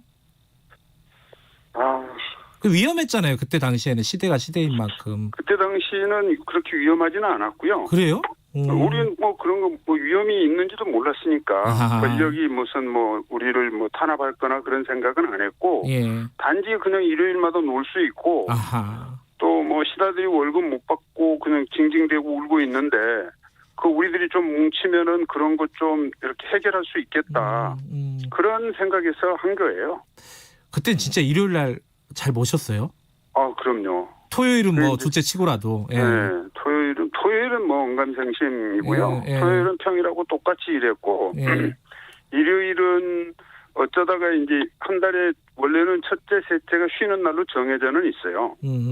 그런데 이제 그게 잘 안 쉬어지는 때가 많았죠. 한 달에 2번 정해져 놨는데 휴일이라고. 그것도 쉬기가 힘들었다. 그렇죠. 근데 그때 당시에 그 봉제 노동자들 현실이 막 전태일 여사 그 읽어보면은 이 전태일 평전 읽어보면 막 폐병에 걸리고 밥도 제대로 못 먹고 진짜 그런 거였어요, 선생님? 이제 폐병 환자가 뭐 그렇게 많거나 그러지는 않았는데 어찌됐든 뭐 일부는 이렇게 각혈도 하고 그런 환자들이 있었고 근데 이제 위장병 환자들은 굉장히 많았어요. 안질 쪽하고 위장병 같은 경우는 식사가 불규칙하거나 그러기 때문에 그건 좀 많았습니다. 근데 지금은 50년이 흘렀습니다, 그죠? 50년이 흘렀는데 이제 어제 전태일 열사 뭐 훈장도 추서가 되고 뭐 그런 것도 보시고 최근에 뭐 노동자들 여전히 뭐 이렇게 산재로 사망하는 사건들도 뉴스를 많이 보셨을 텐데 50년이 지난 지금 시점에서 어떤 생각이 드셨습니까? 그 훈장 받는 거는 늦었지만 다행이라고 생각을 하고요. 이제 그 훈장은 단순히 전태일에게 주었다기보다는 우리나라가 나라 애국한다는 게 전쟁이라든지 뭐 그런 걸 통해서만 애국을 하는 게 아니라 이런 노동을 통해서도 충분히 애국하는 방법이 있고 그런 의미도 담겨 있다고 생각을 해서 참 다행이라고 생각을 합니다. 그리고 노동 조건이나 이런 거에 대해서는 물론 이제 주 5일 근무제라든지 좀 철저하게 이렇게 쉬는 시간 노동법이 지켜지는 그런 사업장들도 있지만 그건 일부 대기업장이거나 뭐 국영기업체 이런 쪽이고 아직도 여전히 변형 근로로 인해서 노동자들의 근로기준법들을 피해 나가는 그런 노동자들이 많아서 매우 안타깝게 생각을 합니다. 선생님 친구 태일이가 가장 생각날 때가 언제입니까? 가끔 생각이 나세요? 가끔 생각나죠. 그런데 이제 특히 이런 때 이런 행사가 있고 또 전태일이 추도식이 돌아오고 또 이제 그동안 이제 어머니 또 먼저 떠나 보내셨고 그럴 때는 정말 생각이 많이 나죠. 그래서 어제도 그 친구 이승철이도 그렇게 표현했다만 태일아 하면서 막걸리 한잔 하고 싶다 뭐 이런 생각도 날 때가 있고 그러죠. 알겠습니다. 막걸리 한잔 할 수 없네요 지금은. 그죠? 친구들끼리 모이셔갖고 기억하면서 드시면 좋을 것 같아요. 오늘 연결해 주셔서 감사합니다. 네, 고맙습니다. 전태일 열사의 동료였습니다. 임현재 선생님과 잠깐 이야기 나눠봤습니다. 오늘 50주년 기억을 한번 해보죠. 자, 여기까지 하겠습니다. 다음 주 월요일 7시 20분에 다시 돌아옵니다. 홍천에서 불이 나 한 다세대 주택에서 불이 나 시간당 80mm에 가까운 폭우가 쏟아지면서 산사태가 일어난 말사 한반도 전체를 뒤덮은 이것은 영화나 드라마가 아닙니다. 어느 날 갑자기 일어나는 우리의 이야기입니다. 우리 사회 곳곳에서 일어나는 재난재해 현장들.